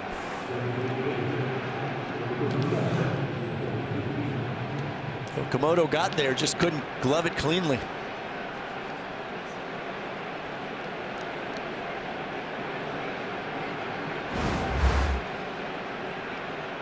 So 1 on, 1 out, and here's Victor Caratini, another switch hitter who turns around to bat from the left side. 3 switch hitters in the lineup for the Twins. And there's more activity in the Blue Jay bullpen. Left-hander Joe Mantiply is up with a couple of left-handed batters coming around the bend pretty soon. Well, that's a nice job by Valenzuela. He just hit a home run, but how about this block right here? This ball is almost into the left-handed batter's box. This keeps the runner at first base, then double play in order with a ground ball pitcher on the mound. Nice job.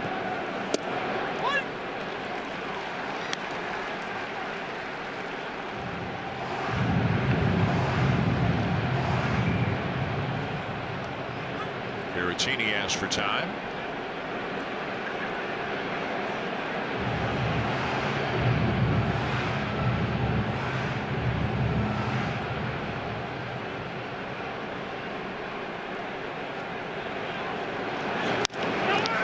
To first, Guerrero, and they'll just get one because the throw took Jimenez off the bag, and Andres Jimenez did very well to get his foot back down in time.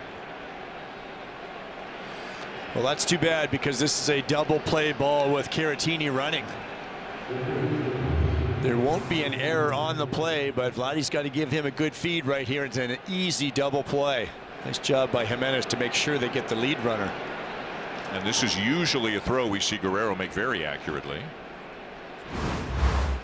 And here comes John Schneider. So a pitching change coming here in the 5th inning with 2 down and a man at first. Tommy Nance pitching well. Joe Mantiply coming in with a left-hand hitting Matt Wallner due up.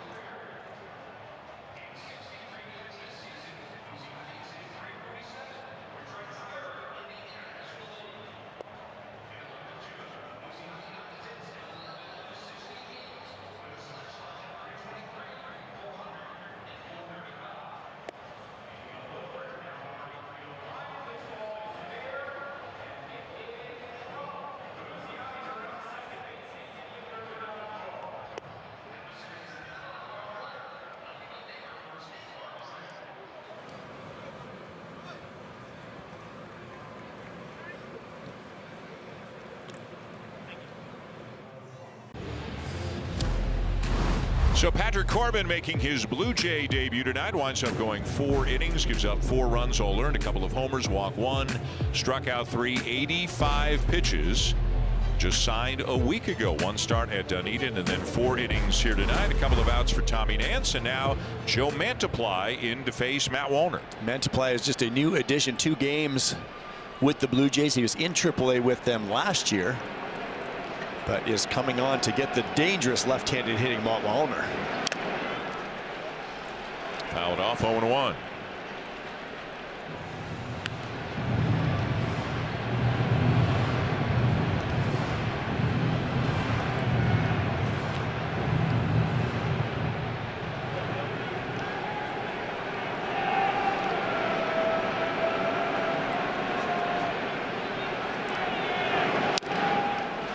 Again. Game plan from the lefties certainly appears to be the breaking ball. Sinkers and curveballs to lefties, and he will run that sinker in, but that's a dangerous pitch against a power hitter like Wallner. 22 home runs a season ago for Wallner in just 336 at-bats. Again, he's got his holes, but if he squares it up, it goes a long way.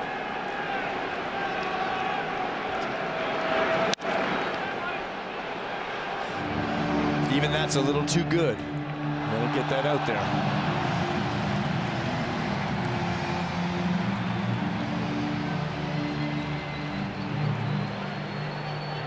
Left-hander Anthony Banda, former Blue Jay, up in the Minnesota pen. Runs 1 in on him for ball 1. So that's the sinker that I said could be very dangerous, but I like what Valenzuela did. He gave him the nod saying, yeah, that's great. If you're going to miss, you miss in off, and now maybe he sets back up to go to the breaking ball away. Ahead 1-2. Got him. Doubled up. Yeah, doubled up with the sinker, caught the inside corner, and he freezes him to retire the side. Let's get an update with Jamie Campbell.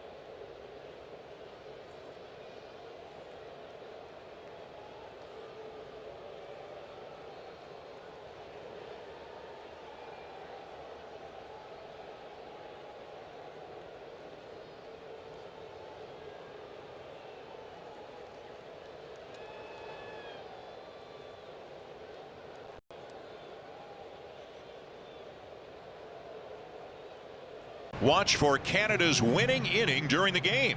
When the Blue Jays get ahead, you could win amazing prizes courtesy of Rogers Beyond the Sea. Dalton Varsho is going to lead it off here in the bottom of the 5th. It's 5-4 Blue Jays, a 5-run 4th inning. And Varsho, Guerrero, and Sanchez will get a look at a new pitcher for the Twins. One who pitched here in Toronto briefly in 2022, made 7 appearances as a Blue Jay, one of his 9 big league teams, Anthony Banda. A couple of seasons with the Dodgers. That's where Blue Jays fans will remember him the last 2 years. 71 games for the Dodgers last year, pitching to a .318 ERA. 4-seam fastball just around 93, and Varsho will see that 4-seamer sinker also to lefties with that slider. There's the slider. That's a big breaker. Varsho doubled in the first, flied out in the third. Tommy Nance talking over his outing with Pete Walker. Did a good job.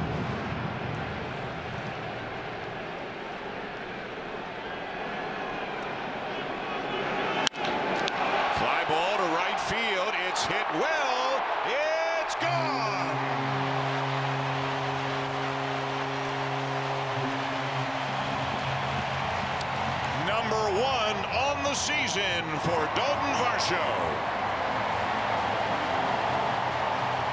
And Joe, another good at bat against a lefty. Wouldn't this be nice if Dalton Varsho is back? Some excellent swings here tonight, and he's doing it the way we're accustomed to seeing Dalton Varsho do it. A line shot double into the right center gap in the first inning, and a line shot home run into the Twins bullpen here in the fifth. Boy, all of a sudden tonight, the Blue Jays hitting for a lot of power, which has been one of their shortcomings so far this year. But they've got 7 hits on the night, and 6 of the 7 are extra base hits, 2 homers and 4 doubles. You had a feeling it was a matter of time, but until you see it, it's hard to believe. But they have broken out tonight.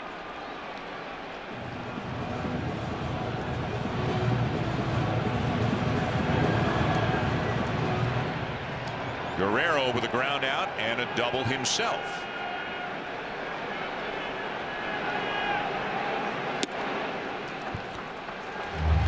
Well, he got himself into a good count. He gets a fastball, and he does not miss it. And that's the one thing with Dalton. When he gets it out there, it's down in the zone, but that bat speed combined with getting a good pitch to hit, he's a damage hitter.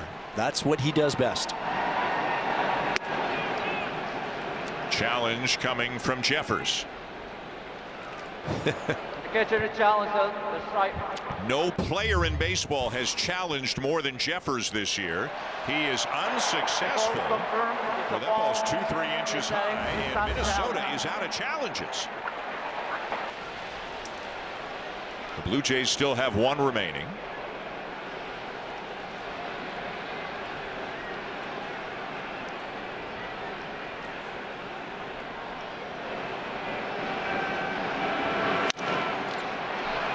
And a ground ball to short on the 3-1 pitch as we check in with Hazel. Dan Jesus Sanchez has done a better job controlling his swing to avoid getting too amped up. Lou Ionati told me there's this fine balance between swinging with full force and maintaining control. Sanchez has a very quick swing, and when he's successful, he's calm at the plate and emits less emotion. So an RBI double for Sanchez and a run scored so far this evening. Dan. Hazel, thank you. Everybody's still learning about Jesus Sanchez as he hits a 3-hopper that backs up Keyshaw into shallow right to make the play 2 down. It's interesting. Sometimes Sanchez looks a little bit like, well, he's a big power guy with some swing and a miss, but then sometimes you see it at bat with 3-4 foul balls. I think Lou Ionati and David Popkins and Cody Atkinson still learning what they have here in Sanchez. I think hitting coaches have 13 projects on their hands because everyone's different, and they're still getting to know Sanchez. I'm sure they've watched a lot from his days with the Marlins and the Astros, and they're trying to see what type of hitter makes him his best. Kazuma Okamoto 0 for 2 on a couple of pop-outs.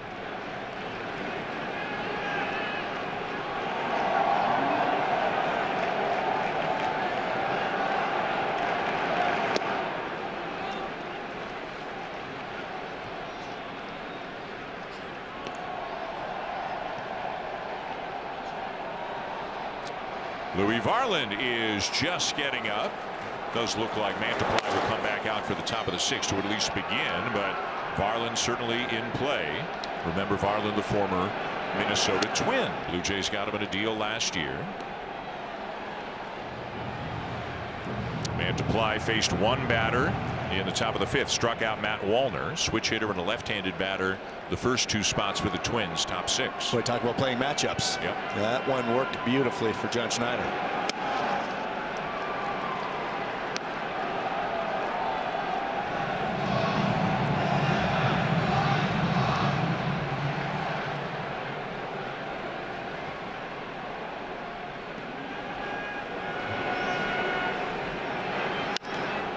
Fouled off.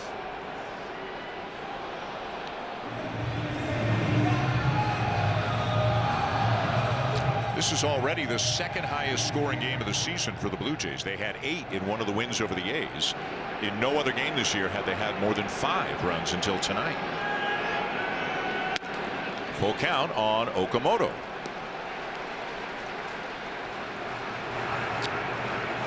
Davis Schneider hoping to get a shot here this inning.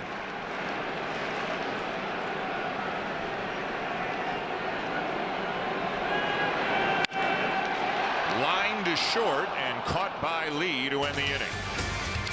But the Blue Jays had a run. Dalton Varsho is on the board with his first home run of the season and doing it off a lefty. And at the end of 5, it's the Blue Jays 6 and the Twins 4.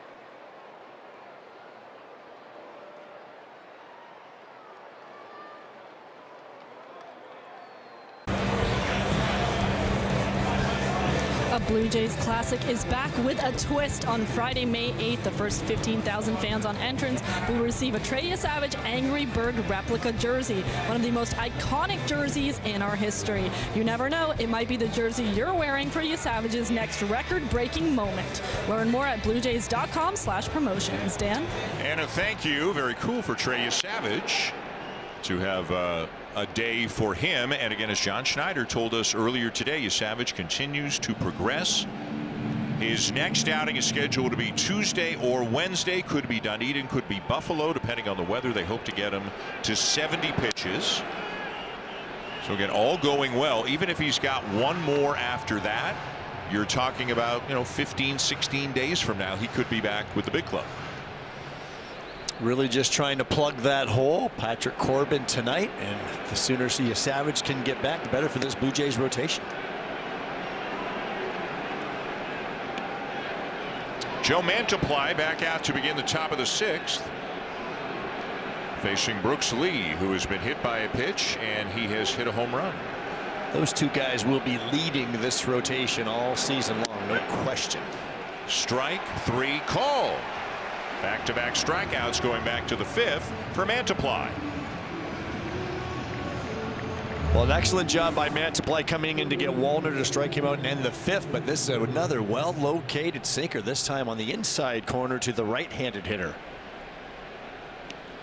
If he can clear the bottom of this lineup, we might see Louis Varland at the top. Yep, Byron Buxton is on deck right now. Here's the left-hand hitting Tristan Gray. Okamoto in at third, as Gray takes ball 1.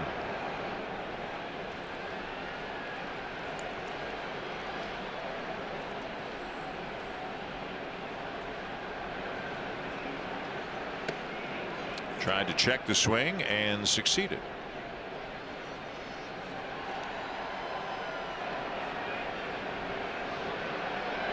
If the Blue Jays can win this game tonight, it'll be a team effort. A lot of guys coming in from the bullpen. A lot of guys have already contributed offensively.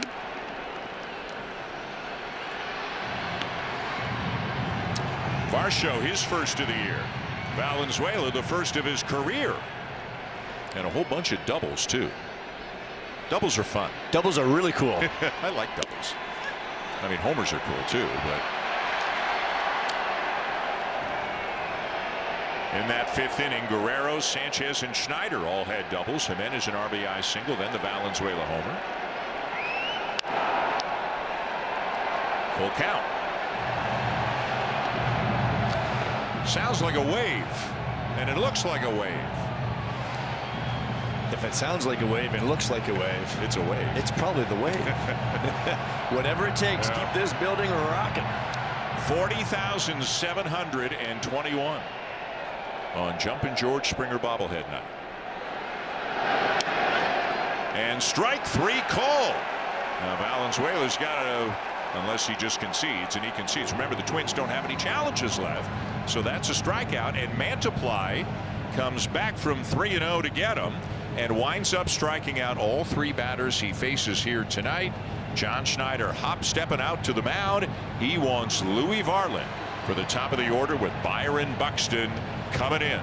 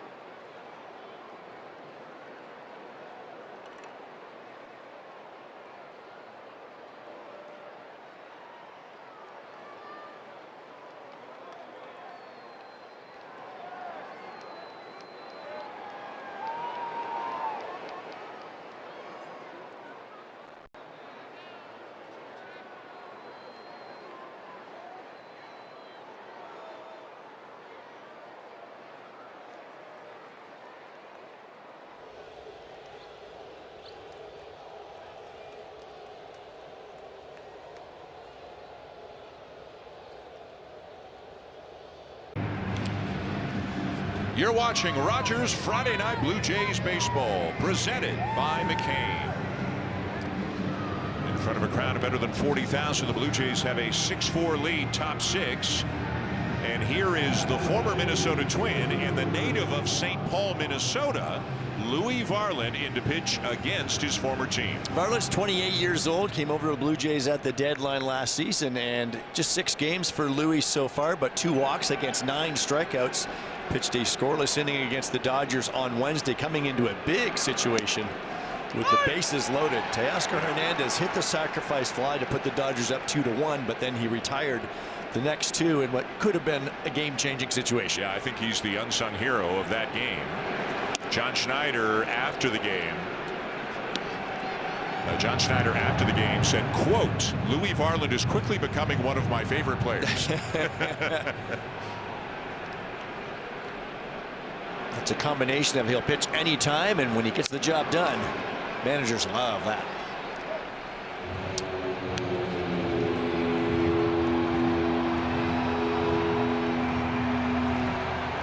Got a 4-seam fastball and curveball from Vladdy, and we know he gets that heater up close to triple digits.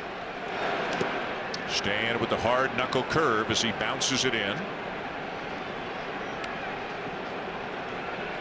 Occasional 2-seamer, occasional changeup, occasional slider. But the 2 mainstays are the 4-seamer and the knuckle curve, which is about 88, 89 miles an hour, but it is his curveball. Fastball to get him. Blew it right by him at 98.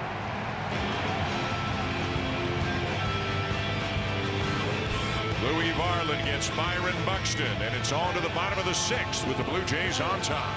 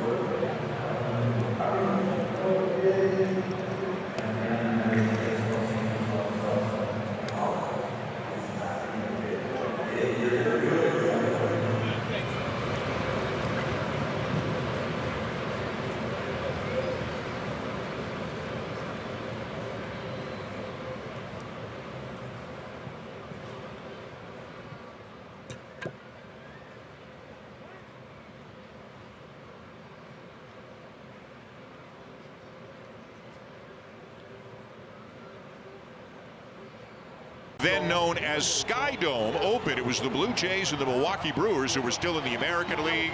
Jimmy Key was on the mound, and one of the best hitters I've ever seen in my life. Paul Molitor was the first batter, took the very first pitch here at Sky Dome.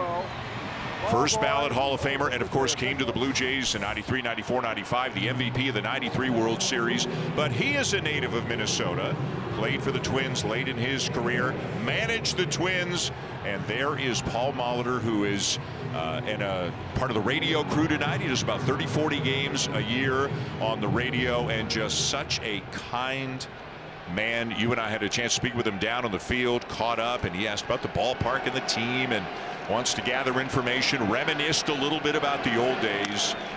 I mean, what he did, over 3,000 hits, what he did late in his career as a member of the Blue Jays.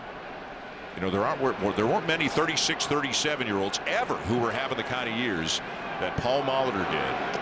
And again, the most valuable player of the 1993 World Series. A career .306 hitter over 21 big league seasons. He is a Hall of Famer. And what a gentle soul to talk to now. I look at that old highlight now. I know this is in your wheelhouse, Dan. You're a young Blue Jays fan. When you're watching that, are you thinking anything of what's happening in that situation? We know that the inaugural pitches, things, the ceremonies, the thing, ball's going to be thrown. Jimmy Key throws a big old bender, first pitch. So for you younger fans, look up Jimmy Key. He deserves more recognition than he was a great pitcher. Crafty lefty? Oh, God. Oh, was he a crafty lefty? As David Schneider reaches, like, you know, maybe not Hall of Fame good, but you hear about the Hall of Very Good. Jimmy Key's the Hall of Very Good. He was really, really good. And just, it was so cool. This was the 8th wonder of the world when it was built in 1989. A roof that opens and closes. I mean, there were games, George Bell was still with the Blue Jays then, where the roof would open and close. The game's going on. And Bell's out in left field, like watching the roof while pitches are coming in. Got a challenge. That is challenging the strike call. So a strike called on Ernie Clements, and well done, Ernie. Call is confirmed. Toronto still have one more challenge remaining. So the Blue Jays 2 for 3. They've still got one remaining. But it was great to be in this ballpark. And the capacity was higher then. It was 50,000. In 91, 92, and 93, I think all 3 years, they drew over 4 million fans. Capacity's about 41,000 fans. You got, you know, the bars and still stuff, more of a football stadium too, gosh, right? Oh yeah, 100%. Absolutely. 100%. The Argos still played here, obviously, but it was great. And they were good then too. Yeah. Right? They won the division in '89 and in '91, and then they won the World Series in '92 and '93. And seeing that clip right there, is this not a ballpark now? It's so different. It is so different. It's so different. It is a beautiful baseball ballpark now.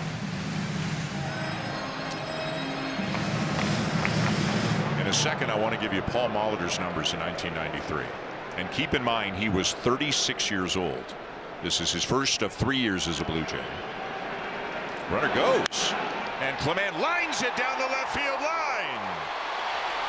Schneider is on his way to third, getting the wave, and he will come in to score on an RBI double by Clement.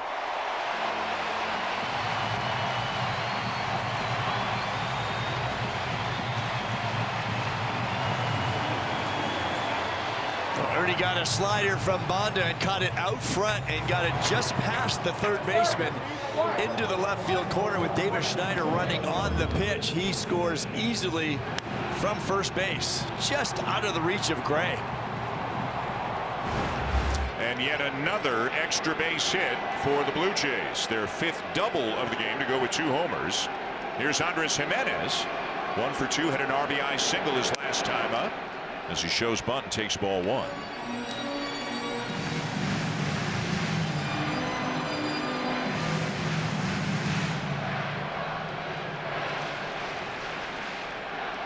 Davis Schneider having another good night.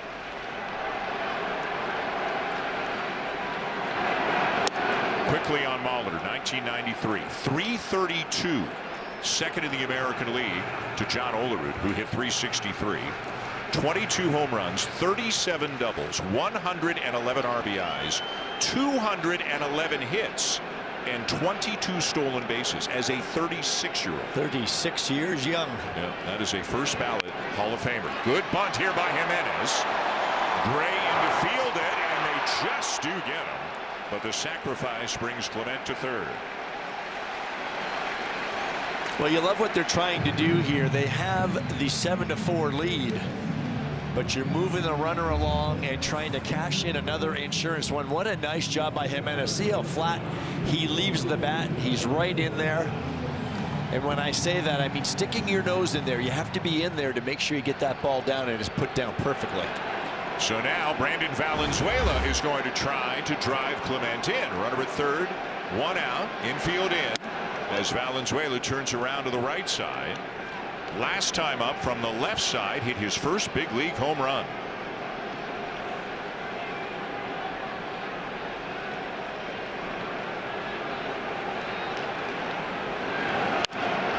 Fouls it off. 0-2.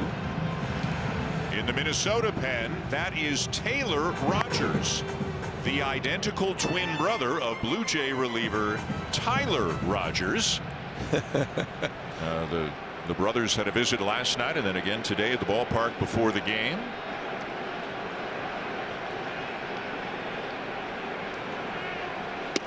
But as we have come to learn, they are, if this term is correct, opposite trait identical brothers. Taylor is left-handed, Tyler is right-handed. Tyler was teaching me about this in Dunedin. I was at their hair parts on opposite sides, like they're mirror images of one another. Swing and a miss. Valenzuela down on strikes, 2 down.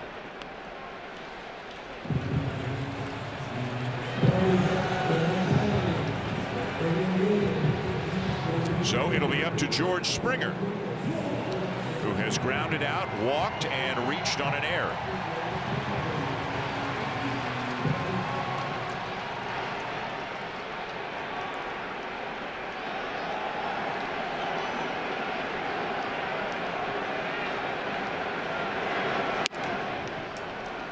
Ball one. It was 4-0 Minnesota after 3.5. The Blue Jays with 5 in the 4th, 1 in the 5th, and another one here in the 6th.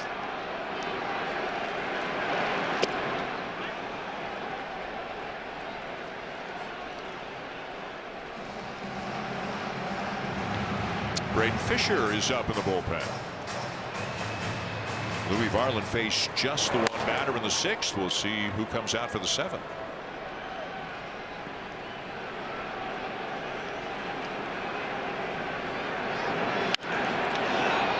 Popped up, first base side, foul. Bell coming over. No play. Isn't it nice to have options down there? You look at the Blue Jays bullpen numbers and it's really deceiving because the main guys that you're talking about that pitch in leverage have pitched pretty darn well for the most part, and that's Hoffman, Varland, Rogers, Fisher.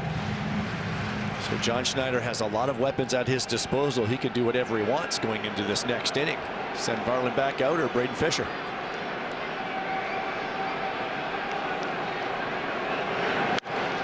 And it could be dependent on the score.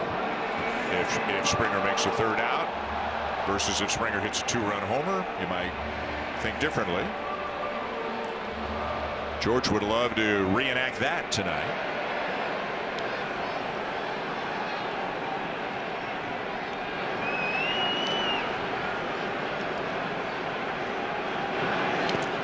Lays off and it's full.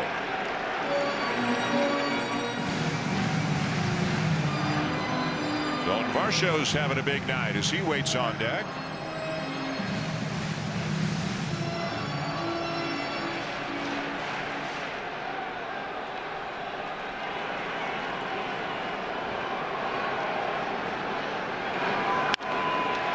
Down the left field line, fair ball. Clement in to score, and it's an RBI double for Springer to make it 8-4. Well, it didn't look like George got all of it, but he got enough of it, and it's a good swing path to keep this ball fair.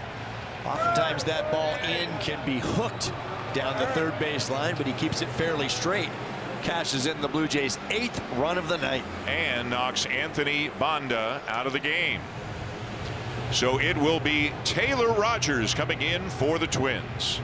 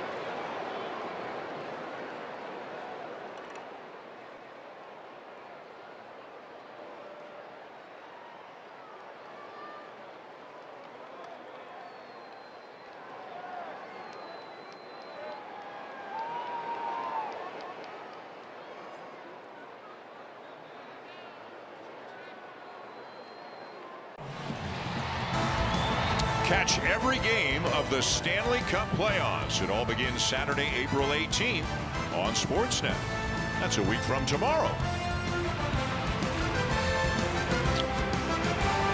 Here at Rogers Center, the Blue Jays just keep pouring it on right now. They were once down 4-0, now up 8-4.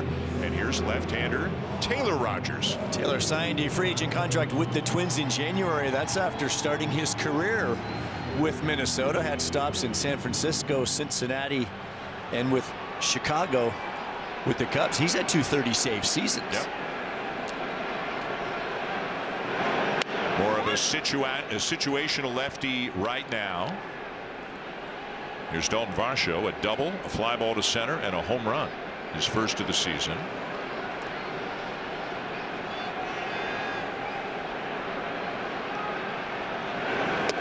The 2 years that Taylor Rogers was with the Giants in 2023 and 2024, so was Tyler. The twin brothers were teammates of the bullpen with the Giants for a couple of years. How cool would that be? Yep.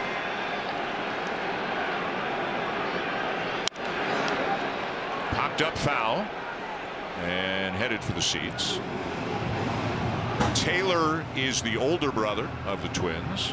He was the first to get to the big leagues. He established himself first. As you mentioned, he had a couple of big seasons as a closer, one with Minnesota, one with San Diego.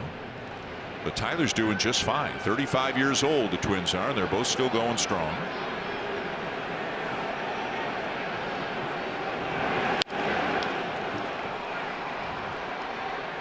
Dalton doing a good job to get to that fastball. Not overpowering, low 90s, but he's got the sweeper and he mixes in an occasional cutter as well. And it looks like Louis staying loose.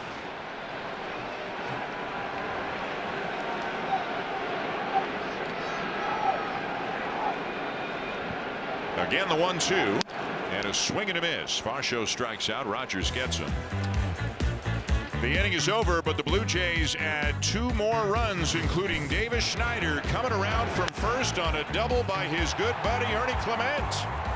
It's a big night for Schneider, inserted into the starting lineup tonight, and the Blue Jays now lead 8-4.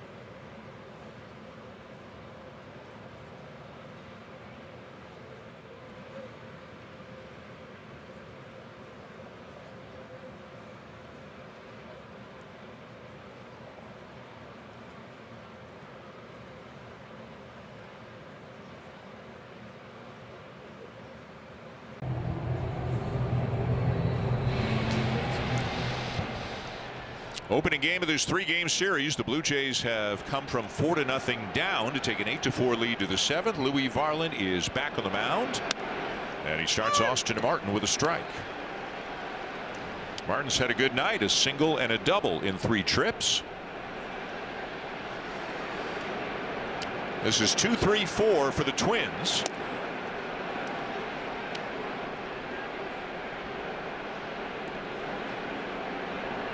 Varland struck out Byron Buxton, the only batter he faced. That ended the top of the 6th.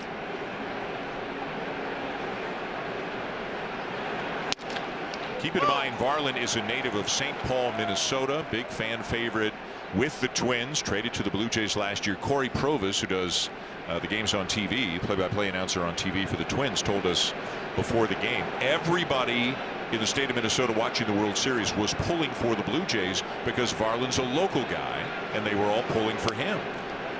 That is close, but no, boy, just outside. It's 2-2. And as we have come to find, he was a big fan. A lot of big fans of Louis Varland in Minnesota too, of course, in his days there. Ooh, and there's a challenge coming from Valenzuela. It's ball 3 right now. Will it be strike 3? High. So the Blue Jays are out of challenges now as well. No challenge remain. Both teams out of challenges, unless this game were to go to extra innings.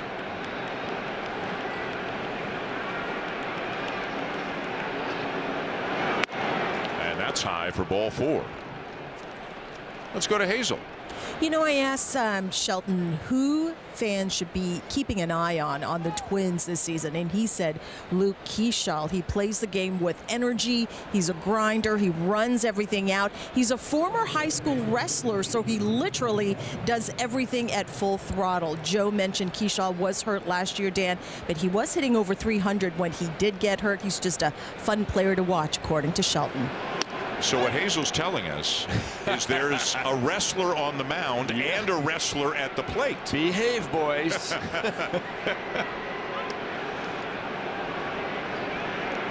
Because Louis Varland was a wrestler as well.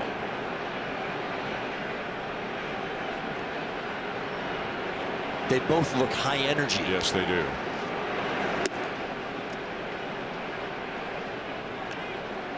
Varland was acquired for Alan Roden and pitcher Kendry Rojas. Rojas is rehabbing from a hamstring injury. Roden is at AAA right now.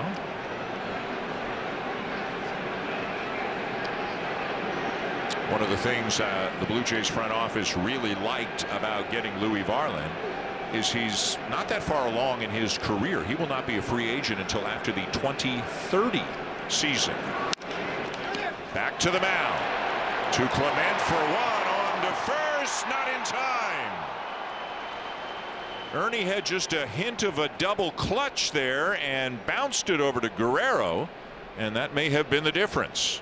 Blue Jays have had a couple of little issues defensively tonight on balls that should have been turned. Varland does an excellent job by throwing a strike. He bobbled it too, but threw a perfect strike to Ernie, but he just could not get the exchange. And Keeschall safe at first on a fielder's choice. So here is Josh Bell. Those are plays. The one where Guerrero tried to start it, here the one where Varland hit Clement. There's no error on the play. Quote, you can't assume a double play, but plays that, as you say, you'd like to see made. Not made. Yeah, plays not made is kind of a big factor. And it's not as big a factor on a night when you're scoring 8 runs, but when you're not hitting like this, they can be huge plays. Bell goes after a curveball away, and it's 0-2. That's why we've always said offense can really hide some issues, right? They can mask some of the issues that are going on, but what this team gets right, they play very good defense. And I'm sure we will see that on a more consistent basis very soon.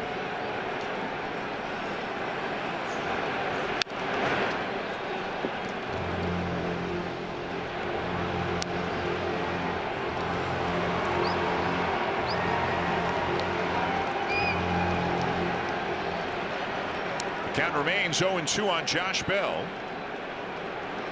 With 1 on, 1 out. Varland comes set. Just low, ball 1. Lee will still mix in that changeup. You had mentioned an occasional changeup because it's 93 miles per hour, 94 at times. But really good location there, just missed.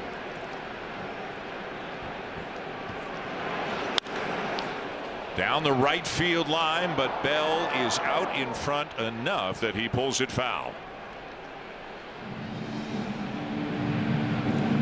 Got to get ready for 98, so he pulls 88 into the seats down the line. Well, he's shown him a lot. He's seen the four-seamer at the top of the zone, the curveball, the changeup. They play him to pull on the infield. Boy, did that tie him up. That's no fun. He's a tough guy to put away.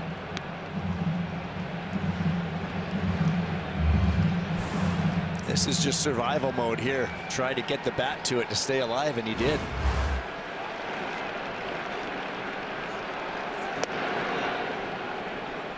th season in the big leagues for Bell. Pittsburgh, Washington, San Diego, Cleveland, Miami, Arizona, Washington again, Minnesota, but almost 200 career home runs, over 1,100 hits. Josh Bell and Victor Caratini were essentially the 2 free agents they signed to help this reboot and rebuild. And he's off to a very nice start. And he is having quite an at-bat here against Louis Varland. He's worked it full.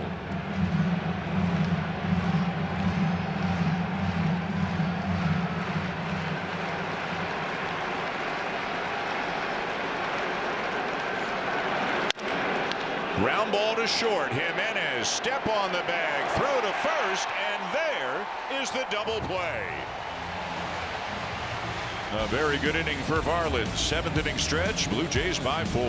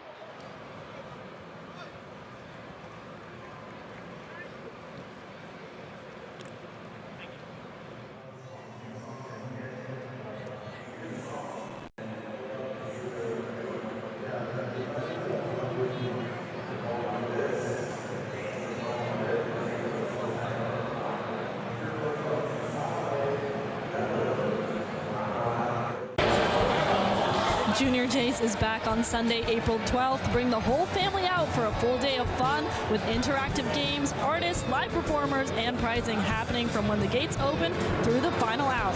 And don't forget, kids can run the bases just like their favorite Blue Jays following the game. Visit bluejays.com/promotions to grab your tickets today. Dan? And a thank you. That's the final game of this 3-game series. It's 8-4 Blue Jays here in the opener, bottom 7. Taylor Rogers back on the mound for the Twins. Vladimir Guerrero Jr. the batter. 1 for 3, doubled and scored in the 4th.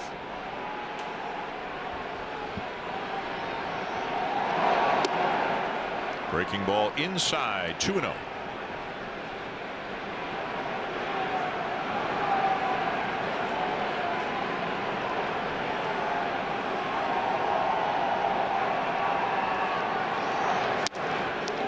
Guerrero swings over the top of it, 2-1. Looked like he was looking for that pitch and got it. Put a big swing on that one, just came up empty. Now he lines a curveball into right for a base hit.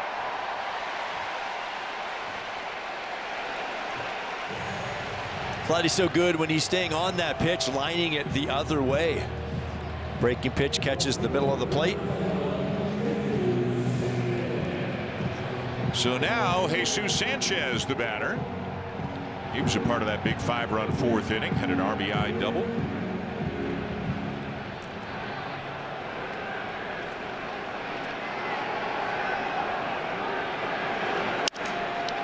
Off the end of the bat, shallow left field, but in to make the catch, Martin, one down. Well, down in Dunedin, one of the first times I think I spoke to Tyler Rogers. Stories about having an identical twin, like it's just kind of natural that it comes up, and he told me a great story. So Taylor got to the big leagues first. Tyler's at AAA, and back then AAA seasons ended on Labor Day. So Taylor's pitching at Target Field in Minnesota, and Tyler goes to watch his brother, and he's sitting up in a bar overlooking the field watching the game. Maybe with a buddy, you know, having a beer, watching the game, whatever. And somebody comes over and says, Taylor, what are you doing here, man? Like, and he goes, no. Taylor's my brother. I'm Tyler. And then somebody else comes over. Hey, Taylor, what are you doing? No. I'm Tyler. And it goes on and on. People keep coming over because why wouldn't they? So after a while, he decides to lean into the bit and have some fun. Taylor, what are you doing here, man? He goes, well, they told me I didn't have to be down in the bullpen till the 7th inning, and and he just keeps going. And he could keep a straight face. Oh God, yeah.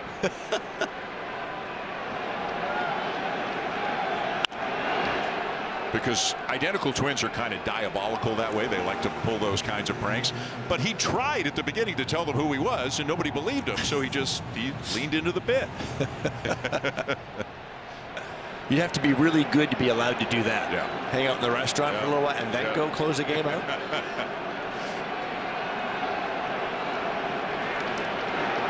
One and two, the count on Okamoto, who is 0 for 3. Okamoto is the only Blue Jay without a hit so far in this game. He just called a balk. He just threw the ball out of play without calling time, I think. What is he saying to him? Guerrero started to second, but is now back at first. As Manny Gonzalez, did he call it a ball instead of a balk? I think it's got to do with not calling timeout, and Rogers just threw the ball out of play. And you can't do that without calling time. John Schneider wants an explanation. In which case, to me, you should probably Vladdy should get a base. This is interesting. Well, whatever the explanation was, Schneider's okay with it. Now Gonzalez pointed to Jeffers, so did Jeffers maybe say something at time? Because if there were a ball, I think I just saw Manny Gonzalez show the count. He said 1 and 2, I believe. Yeah. Guerrero the lead. Taken high, 2 and 2.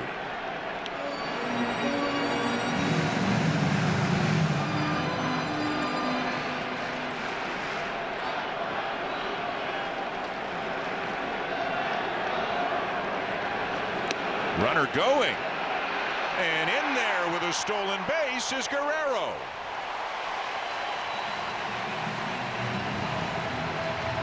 Well, Mark Budzinski continues to say we'll take our shots if it's a good opportunity, and you can see him talking to Vladdy around that first base bag with a left-handed pitcher. If you don't think he's coming over, you guess first move, and he's got a bit of a slow, deliberate delivery. Okamoto hits it to left. Martin drifting back to make the catch. 2 down. For Vladdy, that's his first stolen base of the season and the 27th of his career. 27 steals, caught stealing 13 times in his career.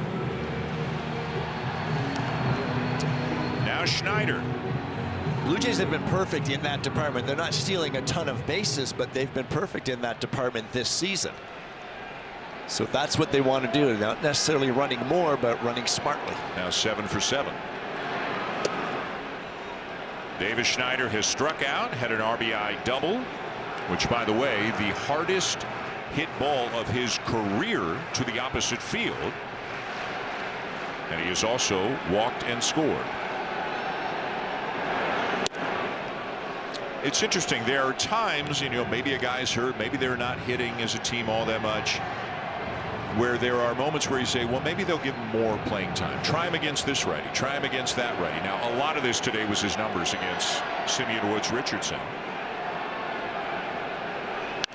But he's had good at-bats. Has he bought himself another start tomorrow? I don't see why not. I think you have to run with this, especially with Barger out. I'd have to give him, it's the quality of the plate appearance that he's giving you time and again.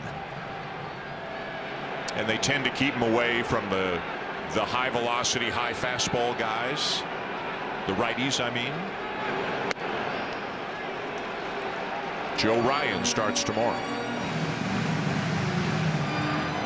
You can hit Joe Ryan. We've told that story. They should put you in the lineup tomorrow. Yeah. Line drive, left field, base hit. Here comes Guerrero in to score.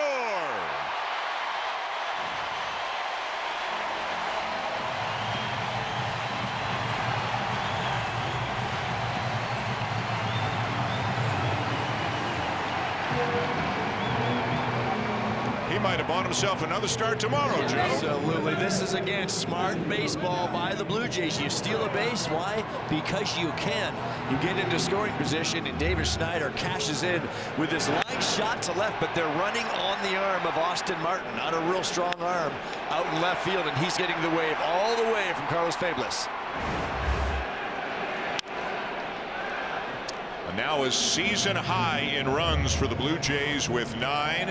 And who has more fun scoring from second on a base hit than Vladimir Guerrero Jr.?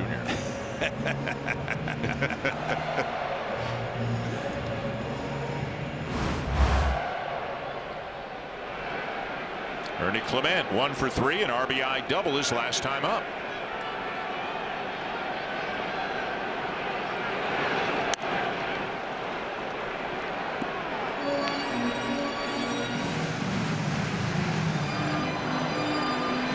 The way this is going, it might take these two lefties, Bonda and Rogers, out of the equation for tomorrow. They've got another one, Cody Funderburg. Bonda threw 36 pitches. The Twins are about as much of a bullpen by committee as I think we've ever seen. They've got 5 saves on the season, 5 different guys. They do not really have established roles. It is all matchups. I think until Derek Shelton finds out who's going to step forward, it's kind of tryout camp. Right now it's based on matchups until somebody pulls away. And remember, they traded Louis Varland, Griffin Jacks, Joan Duran. They traded basically their whole bullpen at the deadline last year.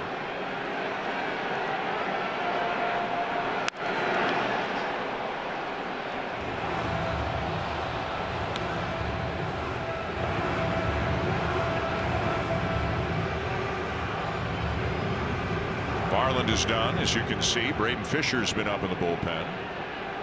Blue Jays just keep extending the lead. They've now scored in 4 consecutive innings. And a base hit for Clement. His second knock of the night. Schneider to second. Some would describe Ernie as a bad ball hitter. He can take balls that aren't in the zone because of his hand-eye, his contact ability. And this pitch looked like it was out there. Comes around it, flips it into left.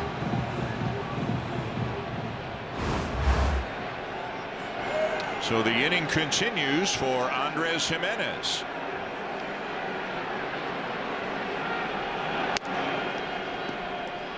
I thought this was one of the big moments of the game that may get completely overshadowed by so many other things. There were 2 outs and 2 strikes on Jimenez in the 4th inning. And he got a base hit to drive in a run. And not only that, got Valenzuela to the plate. And Valenzuela hit a 2-run homer. Got the Blue Jays within 1, but then the catcher put the Blue Jays ahead.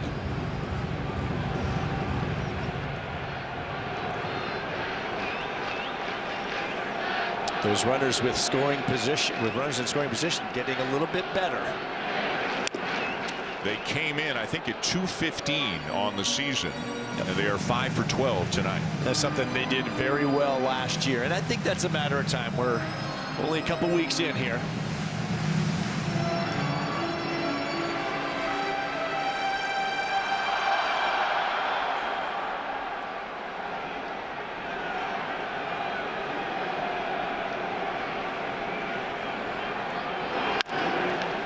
Grounded out to short. And the force at second to end the inning. The Blue Jays get another and lead 9-4 at the end of 7. Time now for a Blue Jays Central update with Jamie and Caleb.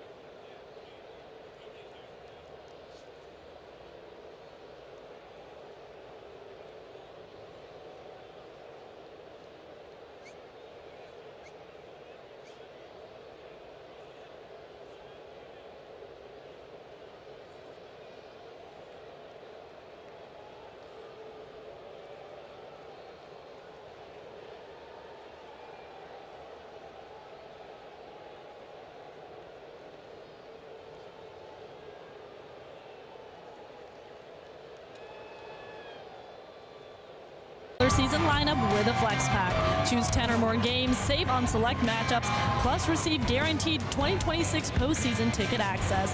From theme days to giveaway games, grab the matchups that matter to you. Visit BlueJays.com/flexpacks to build your pack today. Dan? And a thank you. After this series with the Twins, the Blue Jays are getting out of town for a while. 3 cities, 9 games in 10 days. Milwaukee, Arizona, then Anaheim. When they come home closer to the end of the month, it'll be the Guardians and the Red Sox here as Miles Straw is now in right for Jesus Sanchez. As this game goes to the 8th, and Braden Fisher is on the mound.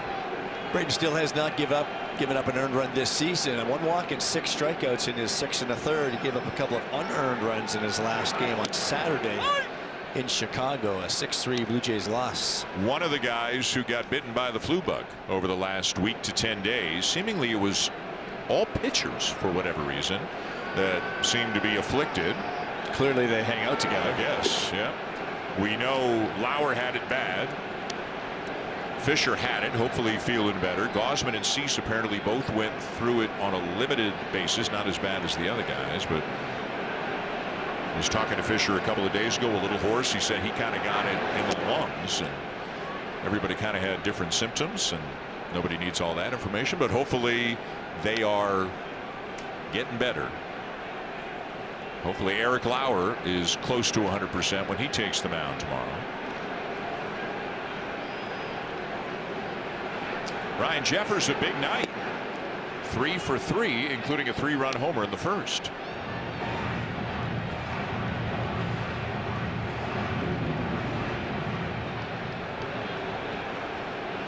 So these add-on runs probably have Fisher in there instead of maybe Tyler Rogers, right? If it's 7-4, Rogers is probably in there. But if all goes well for John Schneider, maybe he can avoid using Rogers and Hoffman tonight. Your offense can help your bullpen. How many times have we said that, right? Keep your leverage guys down if needed so that they can be available and fresh in game 2. Hit him. So Jeffers aboard.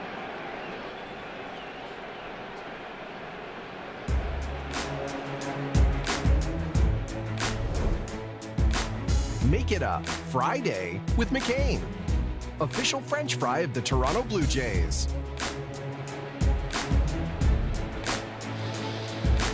A Friday night at Rogers Center, a City Connect Friday night for the Blue Jays, up 9-4 on the Twins. Top 8. Jeffers at first. Here's Victor Caratini.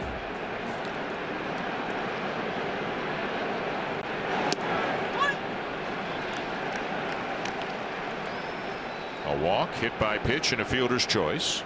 So officially 0 for 1.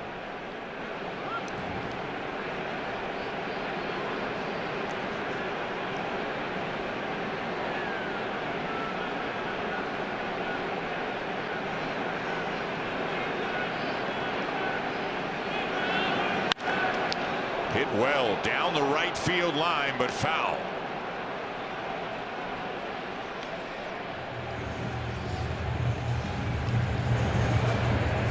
More activity in the Minnesota pen. Right-hander Justin Topa.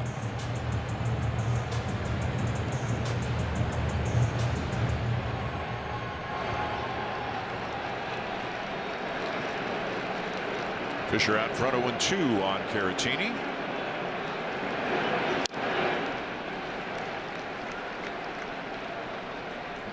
Fisher does not throw many cutters, but it looked like a cutter that Caratini fouled down that right field line, sped him up a little bit inside. He'll do that just to keep them honest. We know what we get mostly from him is the curveball slider combination, 2 of the breaking pitches. That's Tyler Fitzgerald alongside Max Scherzer in the dugout, as that is held on to by Valenzuela. So Caratini strikes out. And that's the bigger of the two. Curveball, big break straight down. Caratini swings over top of him. See him dig that knuckle into the baseball to get that rotation downward.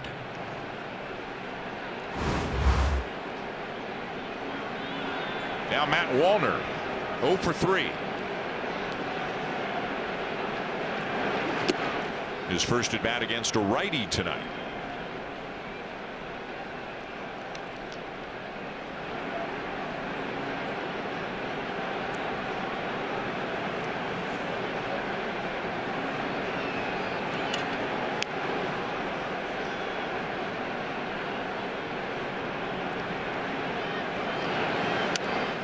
And that's off the glove of Valenzuela to the backstop. Jeffers will take second.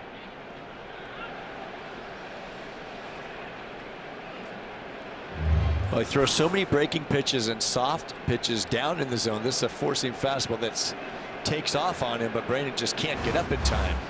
And it is a wild pitch charged to Fisher. Wild pitch. I'm sure Brandon as a catcher would tell you he should get there, but that's what happens when you get a guy that throws so many breaking pitches. Your zone, you're just looking down, down, down. I asked you this a few days ago in another Valenzuela start. As a former big league catcher yourself, give me your assessment of what you've seen from Brandon Valenzuela behind the plate tonight. I think it's still, we need to see him more. And we saw him a lot in spring training, but you need to see him in these environments and big league games when things matter. I like he's animated back there at times. I've seen a lot of those little nods to his pitcher, communicating with him even right now, looking right at his pitcher as he's punching in the pitch count. Yeah, John Schneider says he is not afraid to go up to any pitcher like in the clubhouse and talk to them about this, ask questions. He did it in spring training. He did it last October when they had him around the team catching pitchers on the side on off days. Ground ball to first. Guerrero's got it and will make the play himself for the second out. Jeffers to third. You know, think about it, in October you've got guys who aren't on the roster, but you need to keep them throwing in case they get added to the roster in the next round. So they brought Valenzuela to Toronto to catch guys. You know, that might have been like Max Scherzer and Chris Bassett, who weren't on the roster the first round. And John Schneider said even then in October, with everything else going on, Valenzuela was, you know, very talkative, very curious, very involved in meetings. And I'm sure that's all by design, because when that trade is made, you could see that he was going to be that one in 2026 that may be called upon if there is an injury. And wouldn't you know, it happened pretty early. Alejandro Kirk here today, by the way. And John Schneider was asked to clarify, when you said 6 weeks, does that mean 6 weeks until he begins baseball activities, or 6 weeks until he rejoins the Blue Jays? And Schneider said that's still TBD. They'll know more in a couple of weeks when he gets the cast off. That's why you usually hear 4 to 6 weeks, right, or 6 to 8 weeks. That hurt. One of the worst sights today, though, when we saw in the clubhouse, was Alejandro Kirk coming around the corner with that cast on his left arm, left hand, left wrist area, and that thumb.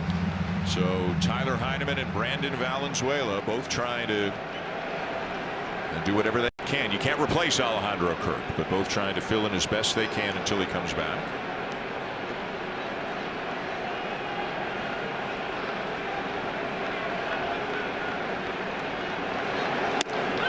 Right there, strike 3 called, and a good inning for Braden Fisher.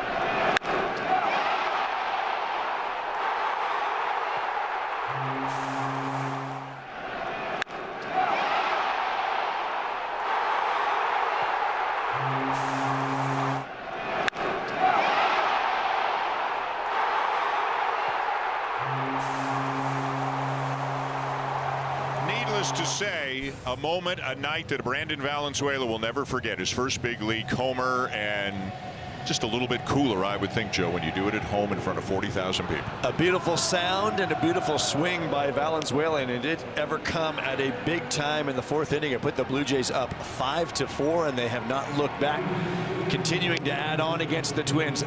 You always remember your first major league hit, but that first major league homer is extra special, and it is going to be for Valenzuela because of how big it was. New pitcher for the Twins, their 4th pitcher of the night, right-hander Justin Topa.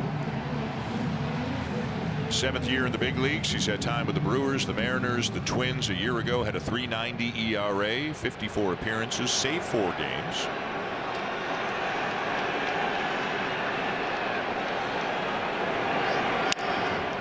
Fouled off, and it's 0-1. See that arm angle out toward the side, a lot of sinkers and cutters. It makes a change in sweeper as well.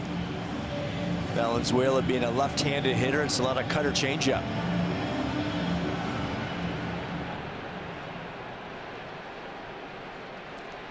He's a ground ball machine with that arm angle.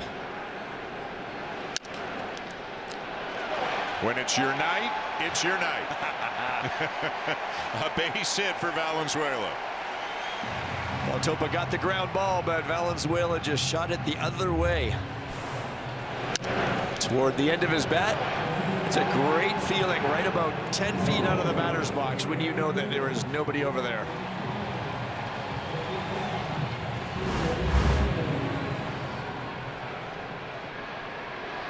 Top of the order, George Springer had an RBI double his last time up.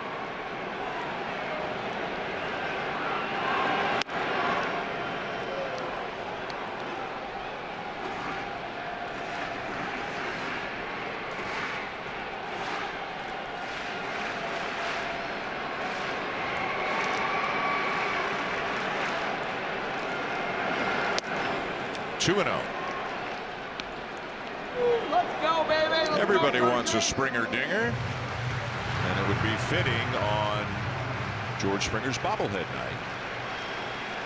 He was pretty excited the Maple Leafs were here today, being a hockey guy like Ernie Clement.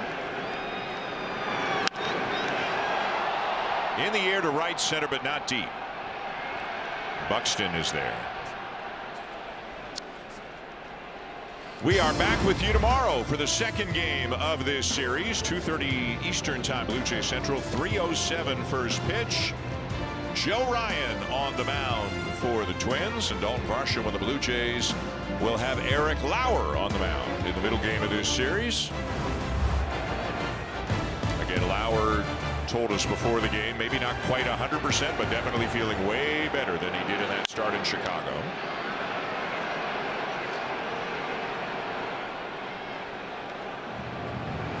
Remember, we were, like everybody watching, probably watching the radar gun and saying, boy, Lauer's stuff looks like it's down. He looked back a few times, and you'll laugh because you and I were trying to do this too. He couldn't find the radar gun on the scoreboard at Rate Field in Chicago, and it took some doing for us to find it. It was tricky, and it wasn't working all the time. It was kind of hit and miss. So he's trying to see, boy, this doesn't really feel right. I wonder what it is, and he couldn't find the readings on the scoreboard. Not a good feeling, but I think he knew. And especially compared to his first start this season against the A's, pitched into the 6th inning, but he had a really good fastball that day. Had a lot of life to it, struck out 9 athletics, but just didn't have it that day in Chicago. Hopefully feeling much better tomorrow. Varsho pops it up, foul, third base side. And a nice sliding catch made by Tristan Gray, coming a long way to get it for the second out. Left-handed batter, you have a long way to go. You see him way over by shortstop, so he's got a long way to come toward that dugout. He's not going to get any help. As you inch closer, sliding into it's always good, but he had a little more room than he thought. Almost overran it. Yep. So 2 down. And here's Guerrero. 2 hits, a single and a double. He has scored a couple of runs, stole his first base of the season tonight.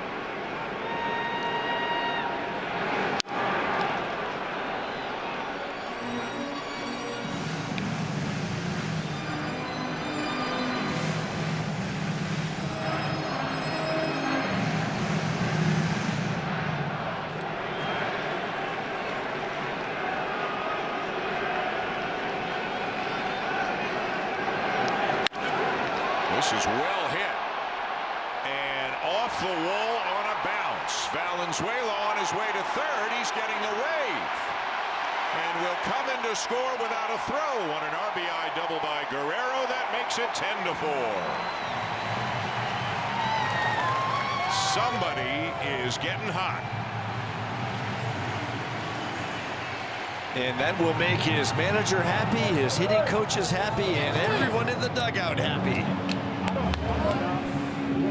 Remember, we talked about this in Chicago. I don't think you can measure this, but boy, he seems to do well when he's nodding early in the inning. You know when he is locked in, and when he fouled off that first pitch fastball, he knew that he was right on it, and then Topa came back with a sweeper up in the zone. He didn't miss that one.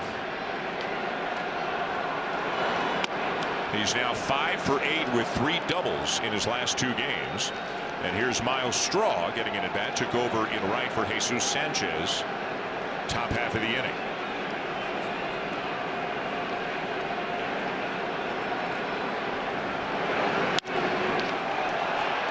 Ground ball out to second. Keyshaw plays it on to first to end the inning, but the Blue Jays add on yet again. And will take a 10-4 lead to the top of the 9th.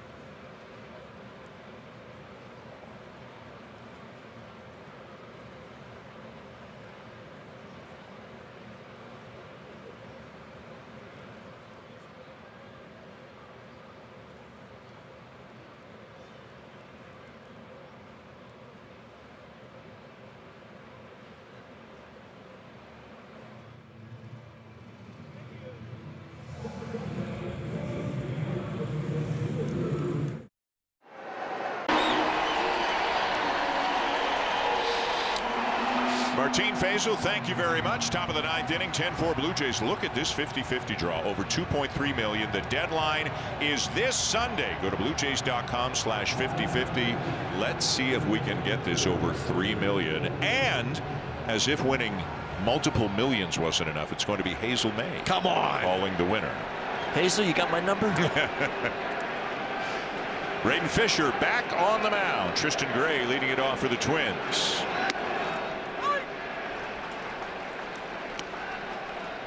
Gray then back to the top of the order for Byron Buxton and Austin Martin. Gray may have been asking Manny Gonzalez about that pitch, but no challenges left. Ground ball to second. To a knee, Ernie Clement. Easy play. One down.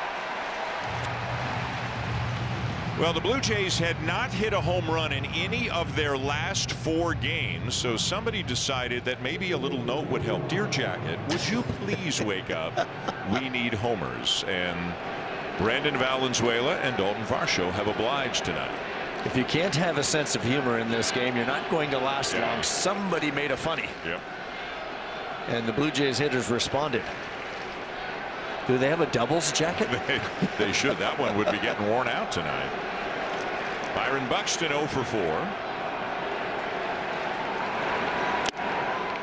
Patrick Corbin started tonight, making his Blue Jay debut. Gave up 4 runs in 4 innings. The bullpen: Tommy Nance, Joe Mantiply, Louis Varland, Braden Fisher have put zeros on the board ever since.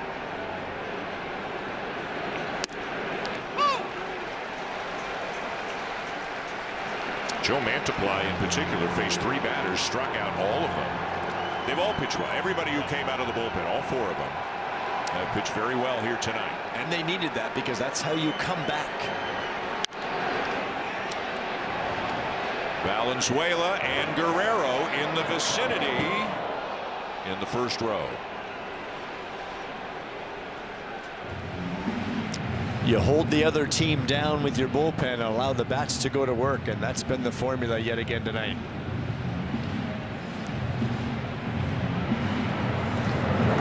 Just in case, Jeff Hoffman, Spencer Miles.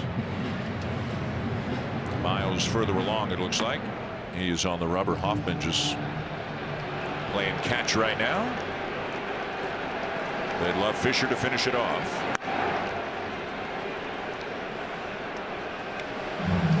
Braden sometimes will really try to snap off those breaking balls, and he'll fly open, and arm trails, and it just never catches up. That's the result you get right there. See if he can't make the adjustment right here.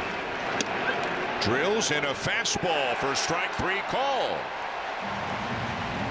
His fastballs have been catching Twins hitters off guard. He doesn't throw a lot of fastballs normally. He told me coming into this season, got to mix it in a little bit more so that hitters honor it, and it's got to be in the zone. Very effective.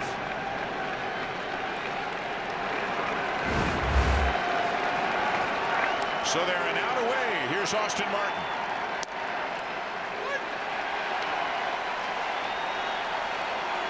The highest scoring game on the young season for the Blue Jays. Lots of offense up and down the lineup. Just high, a ball and a strike.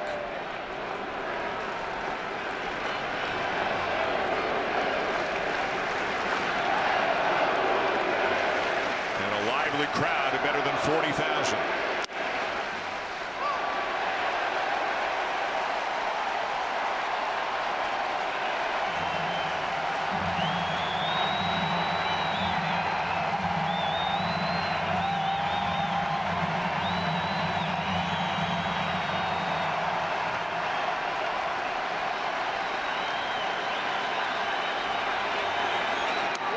Missed high, 2-2.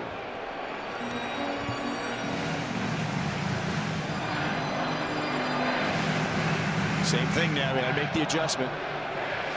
Really stay close to that front side. Pull down.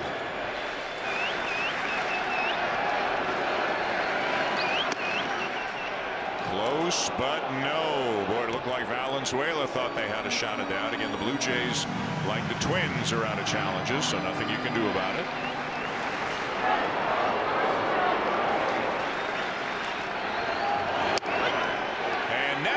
over. Another strikeout with a fastball. 2 scoreless for Braden Fisher. And the Blue Jays have won 2 in a row. The biggest night of the season for the Bats as they scored 10 runs on 14 hits. And they overcome a 4-0 deficit to win it 10-4. And this is an entire team effort. The bullpen did their job, putting up 0 after 0 after 0, and allowed their offense the chance to get rolling, and that's exactly what they did. This is a lot of what we saw last year. Nice win by the Blue Jays, yet another come-from-behind victory. We're back with you tomorrow, an afternoon game. Blue Jays Central at 2:30. First pitch 3:07. Eric Lauer will be on the mound. Right now it is time for Sportsnet Central presented by KFC. Back to Martine and Faisal.